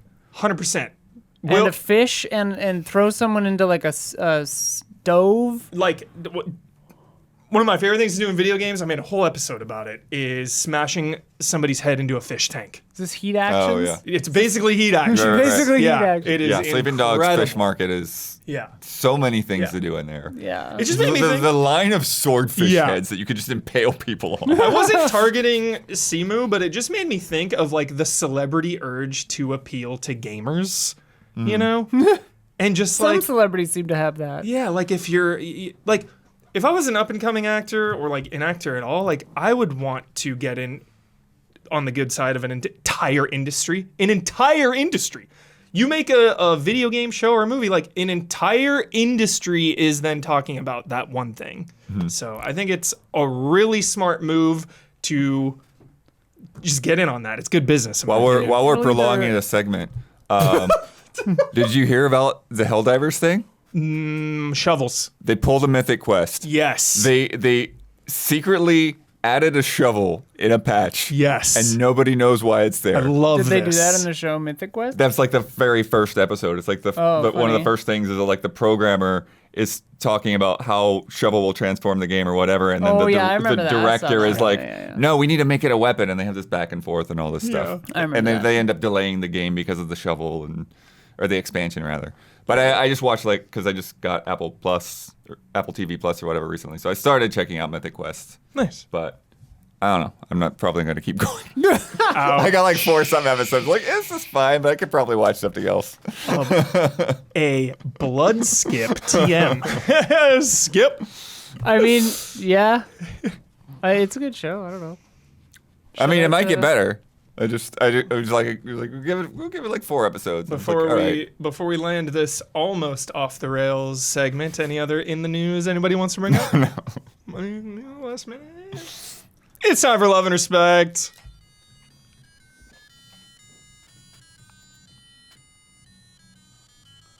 Love and respect.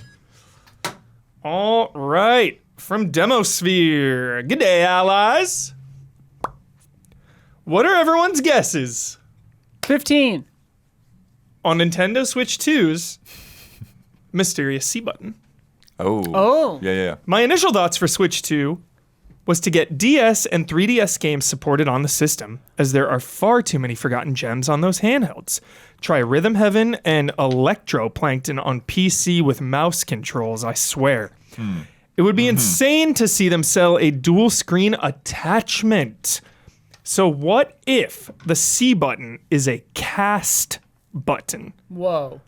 Reverse the Wii U. Put the gamepad receiver inside the dock. Okay. Press the mysterious C button to cast a second screen from your Switch 2 to your TV.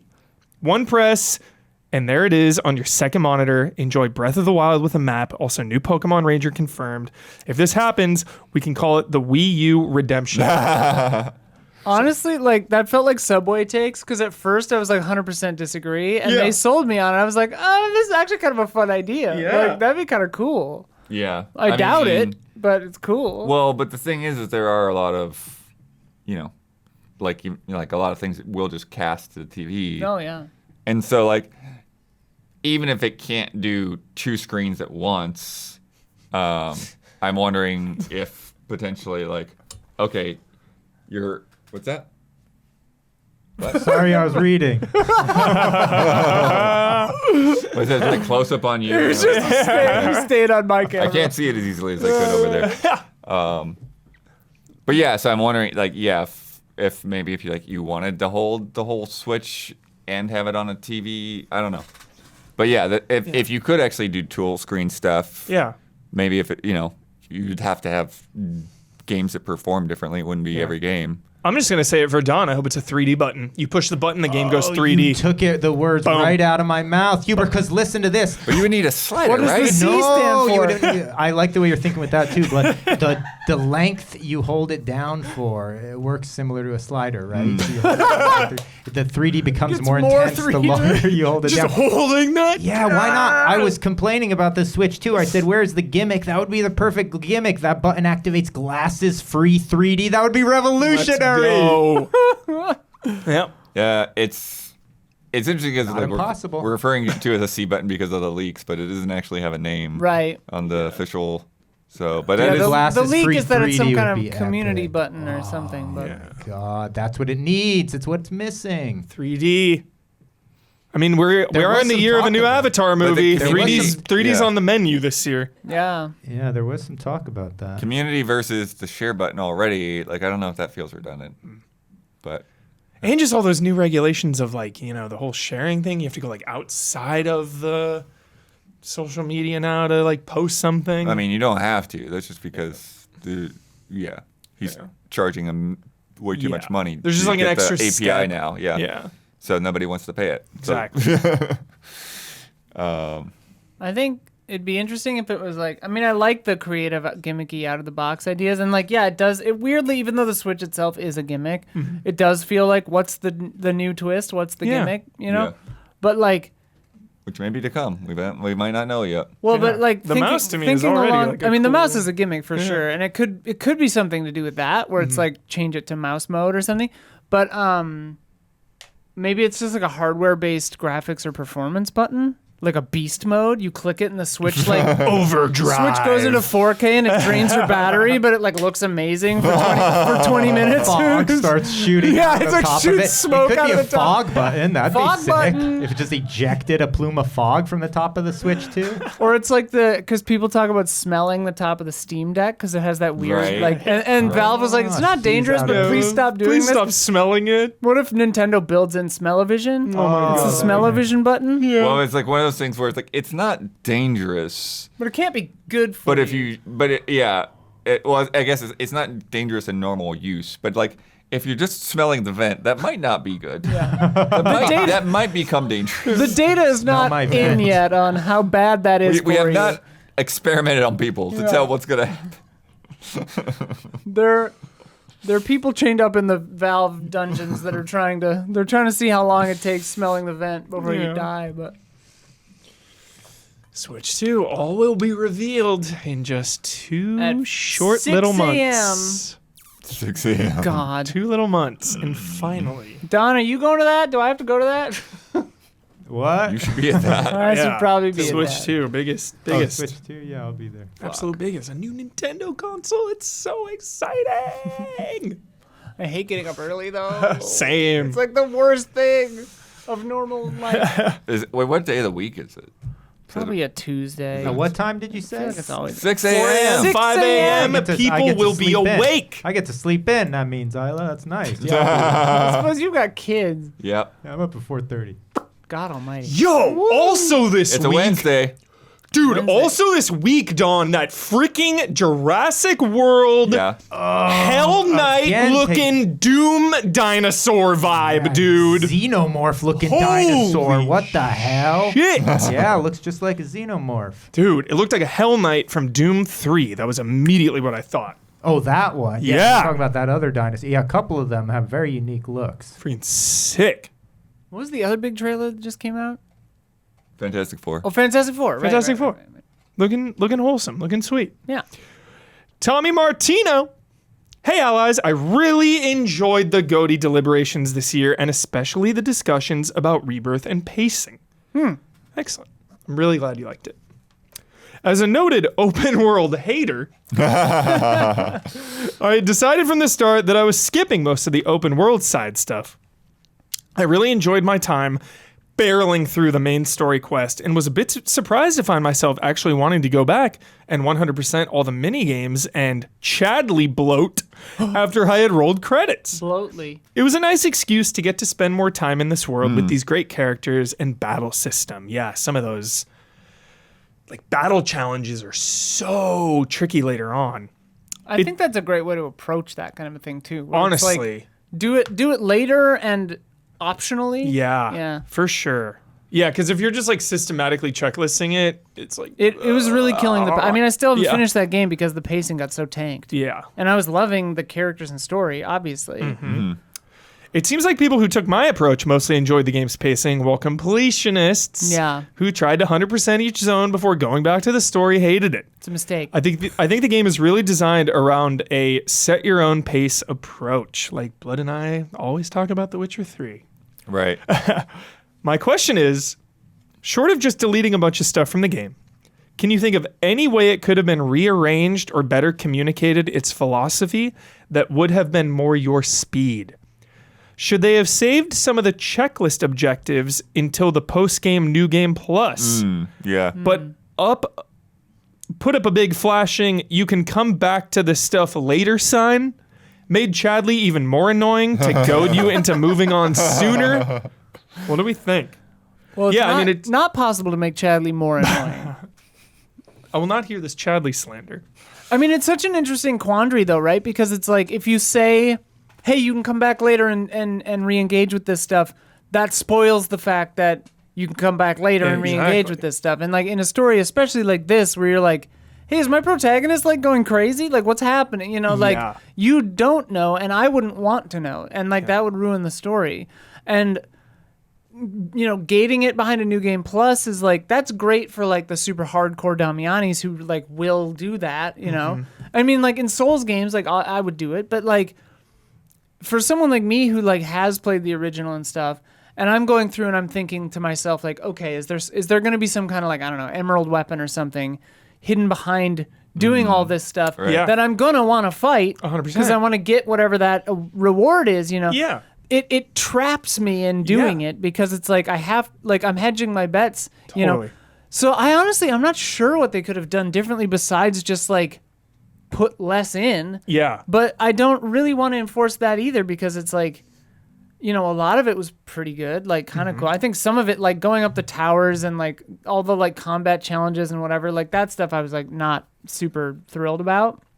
But like the exploration puzzle stuff, like find this thing, follow the bird, whatever, like that stuff was kind of fun. Yeah. And the Fort Condor stuff was cool. And I mean, Queen's Blood is like the goat of all Blood? time.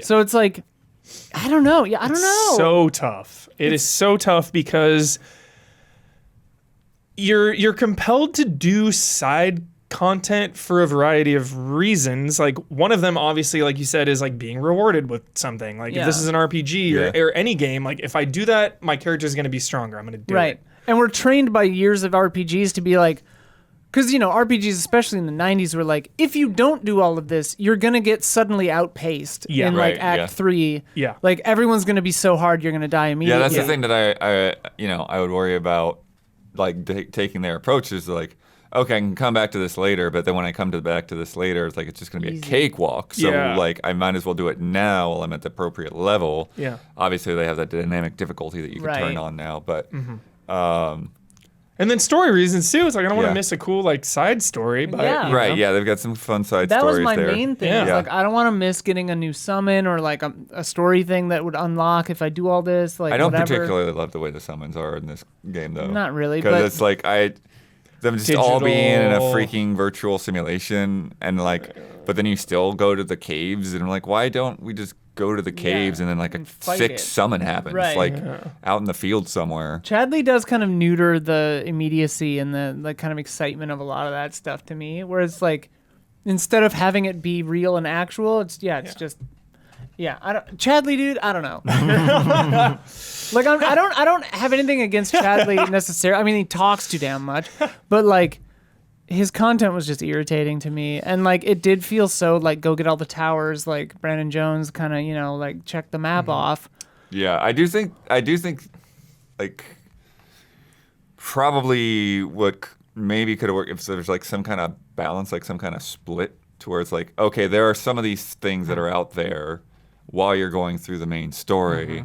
And then you get to the end, and then Chadley's popped up and like, hey, I need some research. And like, you want to go out and do some research? And like, and then it's Yeah. like, oh, okay, sure, we'll go do this stuff. We know that there's no stakes to any of it. It's fine. Yeah. But if I want to I- keep playing if- the game, let me go out there. Yeah. If go ahead. You go ahead. I was gonna say sort of along those lines too, where it's like something I see games do is like, hey, the first one is part of the progression and it's woven into the story, Yeah. and then like, the game will be like, if you enjoyed that, you can do more, and maybe even like this is what you'll get for it. Chadley could just be like, this is not necessary, and I know you have a lot going on, but if you want to help me do this research, I can give you this thing for doing this, and that's it. Like you can do it if you want, but if you don't want to, it's just for me. Yeah. Like, and in universe that would have made sense. Yeah, but like Rebirth if is the opposite. It's like, we should move on. It's like, no, Cloud, we need money. Right. Need more. But it's like if it was more like that, where it was like the first time a kind of activity is introduced, Yeah. you like have to do it. Yeah. But then Little primer. in every area later, it's kind of, and I know it sort of is like that, but if it was framed a little better, where it's like, hey, this is that thing you did before. If you don't want to do it, you don't have to do it. Yeah. Brace for impact. Gabby, I would like your take on this because I'm going to bring up, in my opinion, there's some bias, but I really think I'm not biased. I really try to be fair and call it down the line. I think Red Dead 2 has the best open world content of all time in terms of the way it mixes with the narrative, because it's never a checklist. There are checklist activities like hunting and stuff, but that's like completely, if you want to do that, you don't feel like you're missing anything. That's for completionists to do that. But in terms of like meaningful side story content, that stuff happens dynamically. And So it's- organically, And yeah. organically, you'll be going to a mission or you'll be going somewhere and then you'll find something there. I think that is and key. that is the way to do it. That's key to good open world design is Yes. rewarding curiosity. Yes. If something is presented as a checklist, Yes. it runs the risk at least of feeling very tedious and checklisty, And because that's Chadley's what it is. literally has a checklist. Chadley It's is like, here are all the literally- things Yeah. to do. The human manifestation of it, well, the robotic manifestation of a checklist. Yeah. And like that ain't great. No. Whereas like if you're walking through the world and you're like, what's that Yeah. cabin? Yeah. Yeah. Because even The Witcher 3, some of the best side content ever, that can feel like, okay, go to the board, pick all the contracts up. Okay, now on the map and my thing, it's like, okay, well, the main mission is level 10, and I have like all these side missions below it. All right, I'm going to systematically clear these off one by one by one by one. Yeah, I think there's also an element to that as well, where it's like, I don't know if it's true throughout the game, but at least at the beginning, it's like if you explored prematurely, then like, well, the thing's not activated, so you can't do anything with it. Yeah. So it's like you have to activate the thing before you can interact with Yeah. it, and so then it's like, oh, okay, I know where that was at. So now, Yeah. rather than it just being Yeah. available Which when you I think find is it. brutal open world. Yeah, Yeah. like if you go and find the thing, Yeah. it should happen. Also, shout out to Darkest Dungeon 2. Darkest Dungeon. Always do that. Dragon's Dogma 2. Ah, Because it like sometimes feels like, what is my main versus side quest? Right, I'm just right. going on this quest now. well, there's like there's a philosophical kind of writing narrative structure kind of thing where it's like, yeah, so many open world games, especially in like the early goings, like Act 1, it'll give you like the big story heavy main quest setup. Yeah. And then you get opened up where it's like, you know your main quest, but you just got out into the world. Mm-hmm. And like so many of these games, the side stories in settings like that are like the memorable and Yeah, best stuff. totally. Where it's like the main story is like good, but it's mostly just the kind of the thread to tie all these other things on. Yeah. And like that's the game. Yeah. And yeah, Chadley just Yeah. ain't that. Gabby, what's your tick? I was also gonna say, with Red Dead, like Yeah. you can it's basically 2 entire games in there because you can, play as Arthur, and then if you miss stuff, Yeah. almost everything you can also do in the quote unquote post game. And it's like all, it doesn't do that thing I kind of hate where it's like, rewinds you to before the final. Right. Yeah, that's never Yeah, fun. I don't like that at all. Same. So yeah, Red Dead is perfect. Yeah, I love the way they do it so much. Because even if like a side quest does pop up kind of on the map, it's like, it's never a ton of things. Yeah. It's like, oh, you heard about a guy out in the wilderness, like go talk to him. And it's like, okay, I can do that whenever. It's not like messing with the urgency of the main storyline. It Right. feels so natural in that game. It's funny because it's like one of the reasons I'd end up not finishing that game, aside from just always work interruptions, is because I got entirely wrapped up in nonsense side things like taking pictures of squirrels or whatever. Like Yeah. Love that though. Yeah. Cause that stuff never feels like you're on a quest. It just feels like, I just feel like wandering around, It never feels like systematic when you're doing it in Yeah. that game. Like Red Dead, especially Breath of the Wild and Elden Ring, Yeah. they super reward just wandering and seeing what's what and like getting into it. And then you're like, oh, here's a village. Like, let's see Yeah. what's up. Here's a man screaming about a dragon. Like, cool. All right.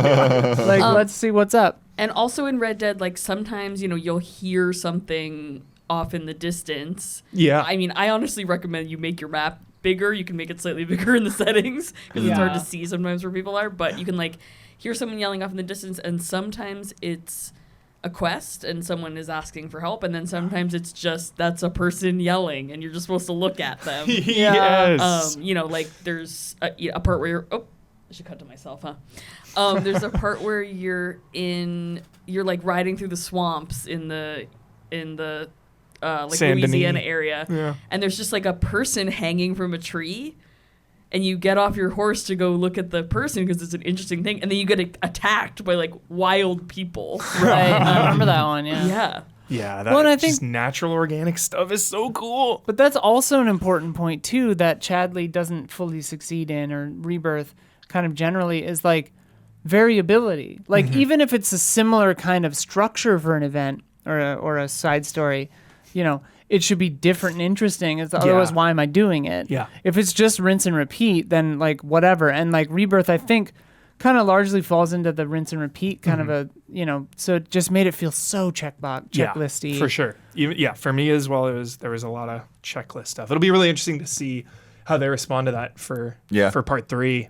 And really, I honestly like, and just narratively, judging with the original, I wouldn't mind like for the full product if it was more like remake, where it went back to being more linear. Dude, I love when it's both. Like I think of like to a way smaller degree, like Last of Us or Uncharted 4 or something. Yeah. Last of Us Part 2. Where the Seattle part, where it's like, okay, this part is Right. open world. You can go all these different places, explore, and then we're back into Or like, if okay, it's now like, we're in a linear part, Yeah.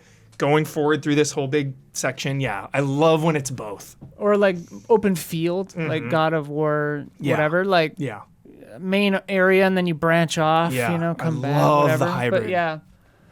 sure. I think it would be good for them to it'd be like a mix of both. What's gonna be really fun is seeing what they do in GTA 6. And is I seeing how they think do that. it'll probably be Yeah. open world. Just how they handle side content in this game. Yeah. I get so excited. Industry moving game. I know I'm going to talk about it forever and all the time, and it might be too much, but in my opinion, I think it's one of the most important games of all time, and it is industry moving and defining. We're going to see what they do. I'm excited for the whole, and not just like industry defining game. Like they're the open world. Right. They're open world. Like this is, yeah. So I'm excited to see the structure of 6. Like honestly, more than anything at this point, just what is the structure? I don't believe for a second that this is even really probably possible. Well, but what if it comes out and it's just mid? What happens to your worldview?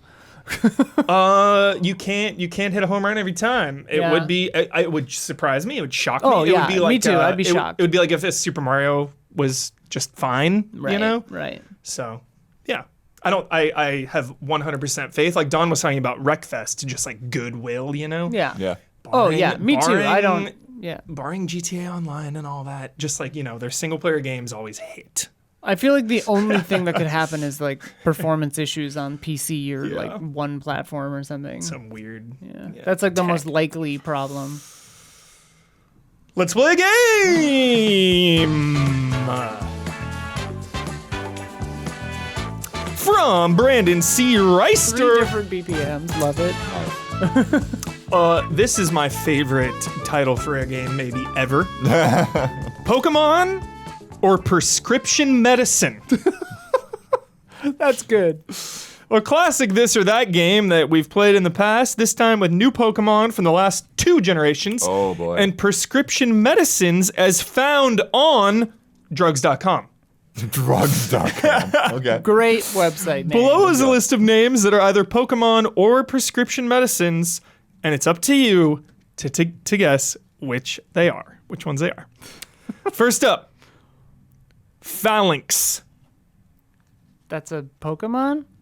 Pokemon. We're also battling your pronunciation of things. Yes, That's true. Yes. Glamora.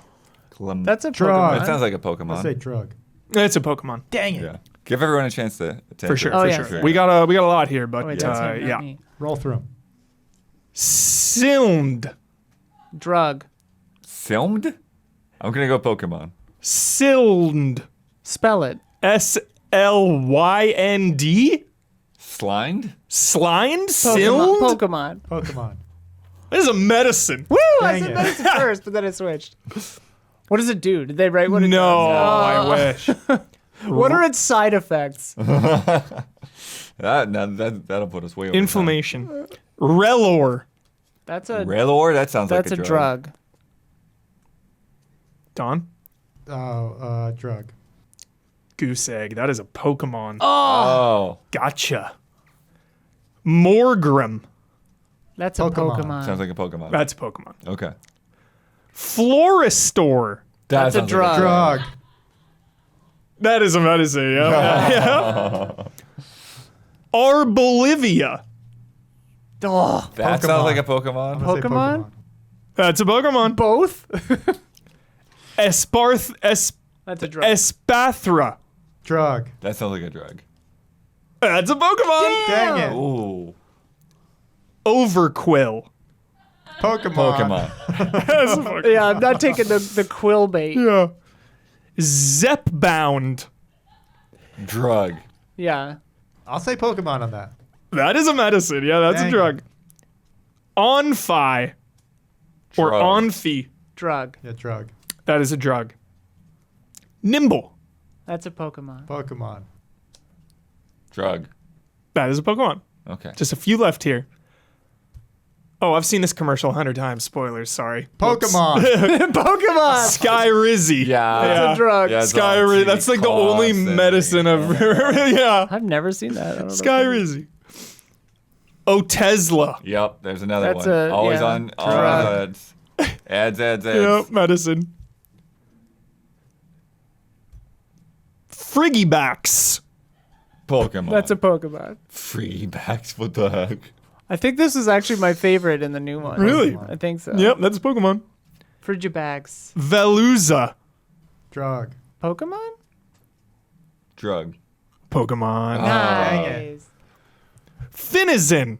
Drug. Drug. Drug. Sounds like such a drug, but it's Pokemon. Oh. Finizen. Good game. This is a good game. Once I capture a Finizen in my next Pokemon, I'm just gonna name it Drug. They need to add some side effects. I was going to say, the side effects of catching a Finizen may include Prebnar. Drug. Drug. drug. Drug. So stupid to say. Monjaro. Pokemon? Fertilizer? Pokemon. I'd say Pokemon. That is a medicine. Damn. Two left. Grafify. That's a Pokemon. Pokemon. Pokemon. Pokemon. Ritalin.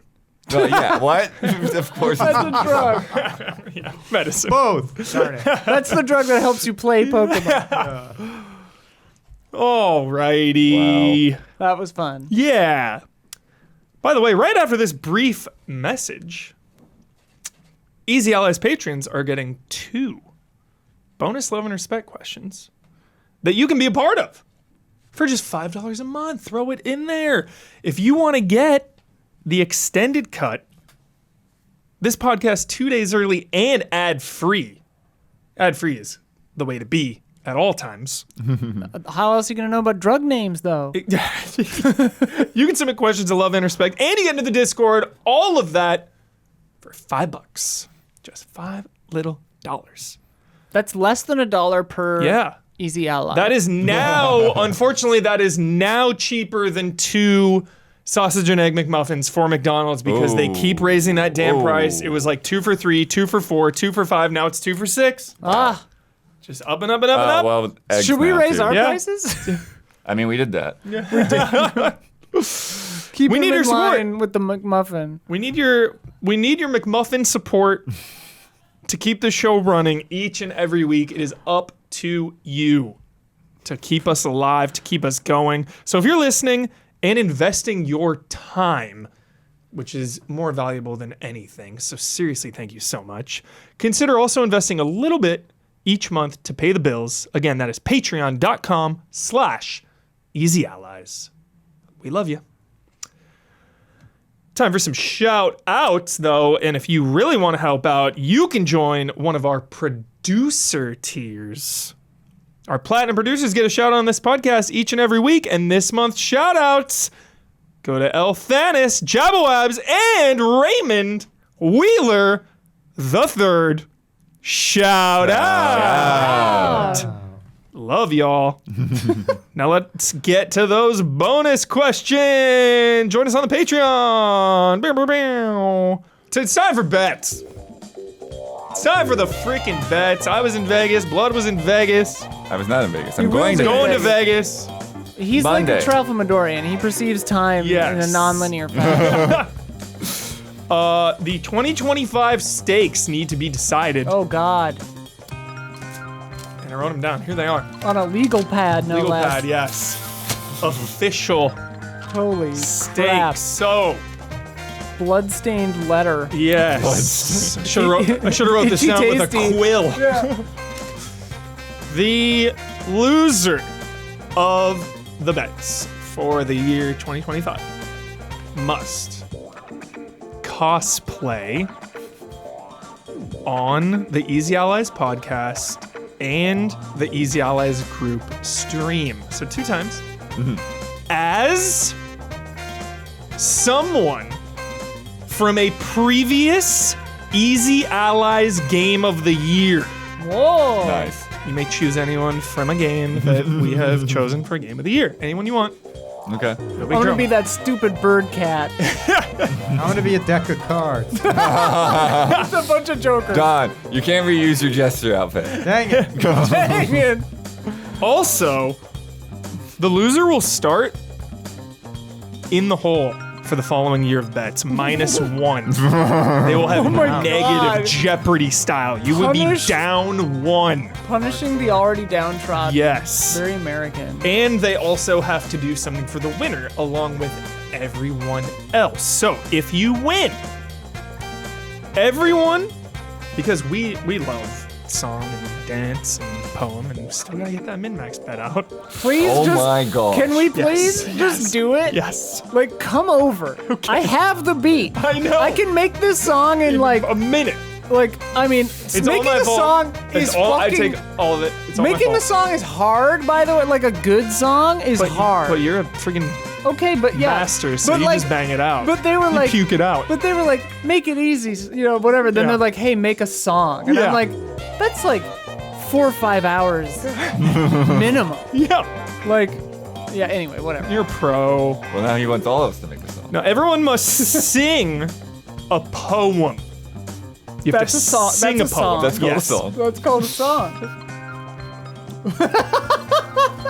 No, we'll sing a poem. We'll pick like a Robert Frost, and we'll sing Well, it. no, I think we have to write about something specific. You have to sing a poem. So a song, I guess. No, leave it. Sing a poem. I like that.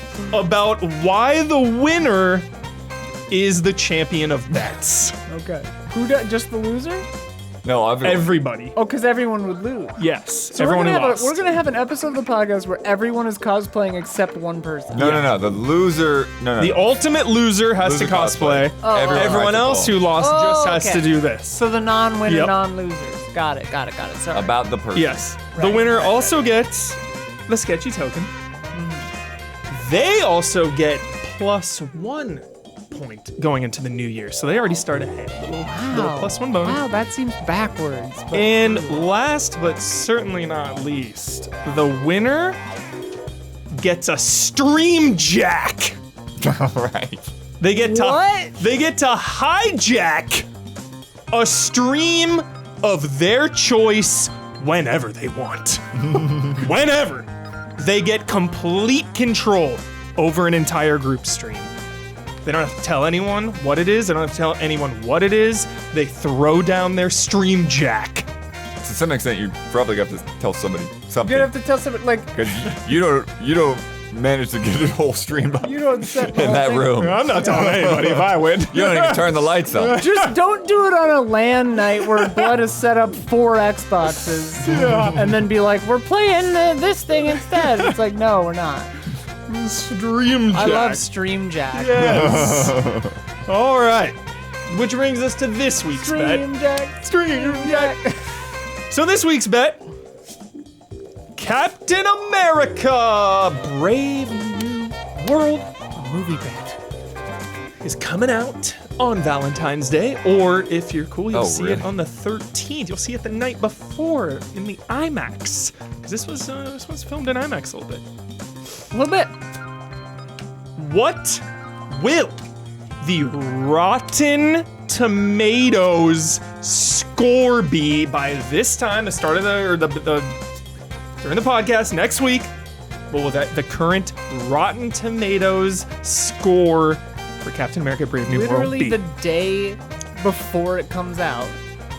Hopefully reviews are out that day. Well, no, because this will be on Thursday, but the movie is that day. So Wait, no. The first show times don't start till like 7 p.m. or 8. Yeah. I mean, we're just no. we're assuming that No. the press will have their reviews out Yeah. before the movie is out. Yeah, it'll be Okay. fine. It'll be fine. Okay. We'll have a number. It'll be fine. I don't know when they put out It'll be there. fine. The day before, it'll be fine. Even I'm days guessing before. they'll be out. Yeah, they'll be out. So, the Captain America Rotten Tomatoes score. Damiani's not here. Bloodworth, the Wicked Worm. 68. Ooh, Woo! That putting it third worst, I think, of all. spicy. I have no MCU? context. I'm pretty sure that my reviews are on Rotten Tomatoes, but I do not go on Rotten Tomatoes. I don't know how it works. Rotten Tomatoes. Your reviews. Do they have video games on there? No. Oh, yeah. Oh, yeah. What? We've been on Rotten Rotten Tomatoes for over a video decade. games? Yeah. Long time. We're on there. This news. This I don't know if he's. he's the allies. I don't know what But blood is Game Trailers smoking. definitely was. Crazy. And maybe Nintendo World Report. I've definitely been on Rotten Tomatoes. Isla, the whimsical scum. 78%. 78%. Great bet. Dawn punished Castellanos. I went 72. 72. That's what I initially had written, I changed it to 78. Look at these early scores. Look at how far the MCU has come. You do this like 5 years ago. 90. Everyone's like 93, 88, like 96. Yeah, it's like Yeah. Gabby the Strange Valentine. 72. Whoa. Dude, am I gonna have the high? No, And Huber's gonna think the higher than me. Fancy Stars member, I truly believe in this movie. But even with that belief, I'm a little cautious with a nice cool 80%. Oh, there Damn it it. is. You boxed me in, bro. I've got faith. I've got a lot of faith in this movie. Last week's bet. While Waiting is out. I didn't know that. What? What do you think? I played through the whole thing. I thought it was some like blood magic of like pre-release codes, like something crazy. I mean, that's I think I just did our play it job. before it was out, Dude, I'm like, but yeah. While Waiting tonight, dude. Sick. While Waiting is out, Bloodworth just told us all about it. Last week, he asked how long it would take. He asked how long it would be from the first moment you can take control of the character until the first scenario passes without making any inputs. Just waiting. Not counting tutorials. We don't Yes. count tutorials on these. Yeah. Oh, I hate being out because I don't get to play in the bets, and then somebody else gets a point. Play that clip, Don. Play that clip. Damiani said 30 Damn seconds. it, that means it's short. Damiani said 30 seconds. Bloodworth said 2 minutes, 22 seconds. Isla said 9 minutes, 12 seconds. Don said 35 seconds. And Gabby said 10 minutes. Here's the clip. And I was out, so I didn't get it. This is why I was telling you, waiting to be born. Look at this lineup. Wow. Yellow This hair. is fun. This is so sick. So So here then you it can is. see, I think that was it. When I like, okay, I can move. Yep. And then I stopped moving. And we wait. And we fill the Or no, dead that air. must have been when I moved. Yeah. So it would take a lot more time if you did stuff. I guess. Yeah, Yeah. that's the thing. A lot of these mini games, it takes more time when you actually do things than if you just wait. Well, there's you're the about end to right see. there. Yeah, you're about to see the end right here. The answer is 47 seconds. That means Dawn was the closest at 35 seconds. Dang. So that's a point for Dawn. Punish Castellanos. Sick. Bringing the scores. Oh my god.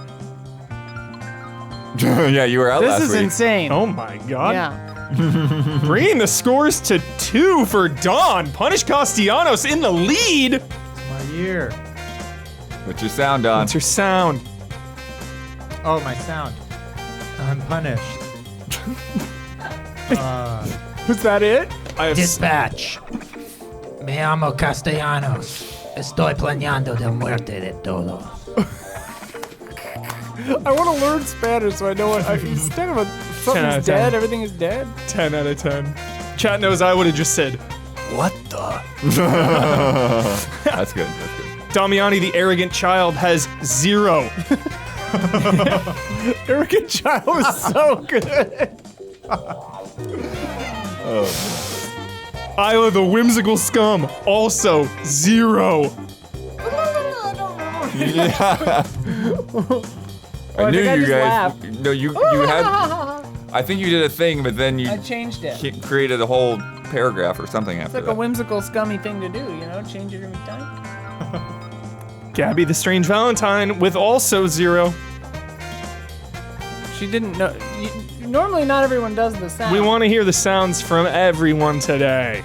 We want it. You didn't warn her. I'm sorry. I'm feeling dead air right now. I'm sorry, Gabby. Do someone else while she's. Bloodworth, the wicked worm. Gabby, the strange On Valentine. camera for that.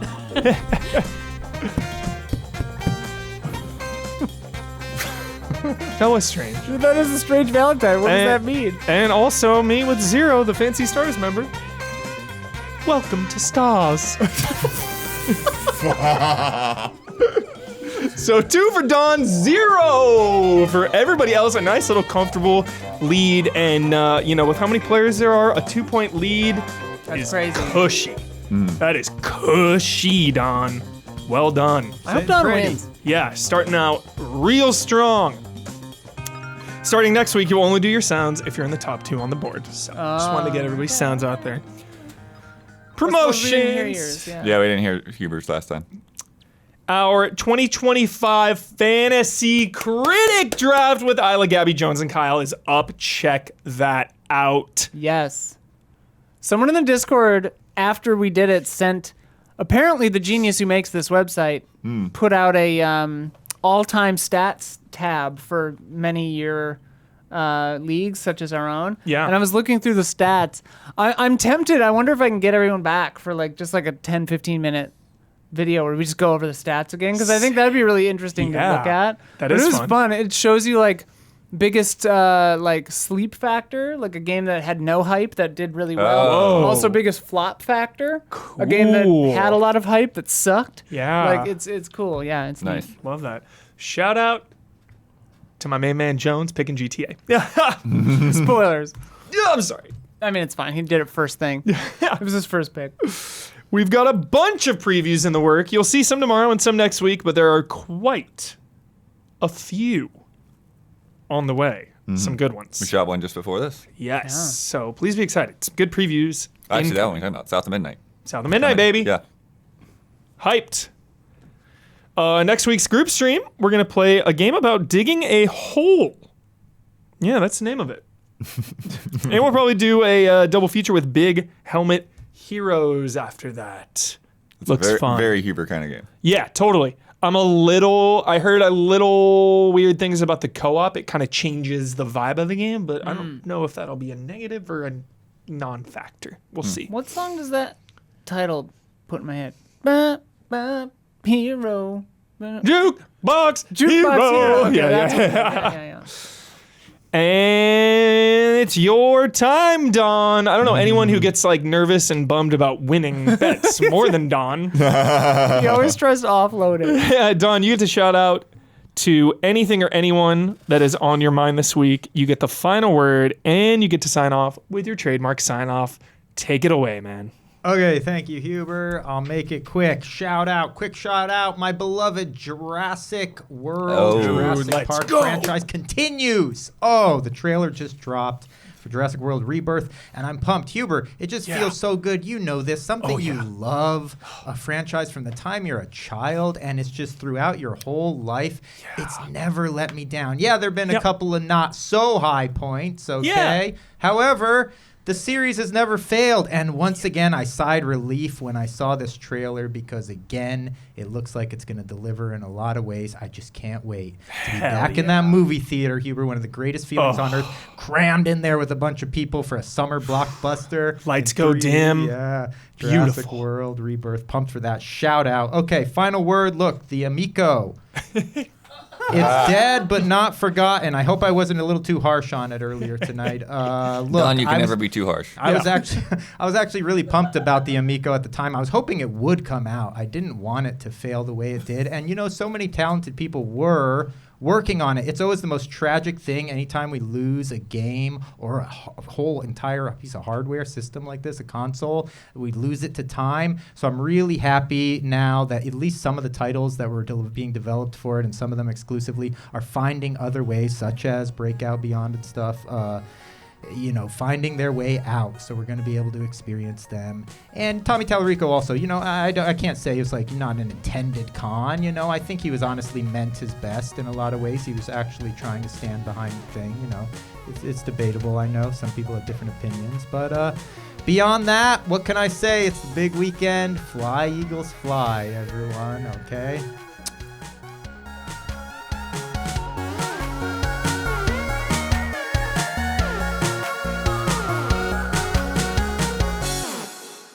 Mo better, mo better.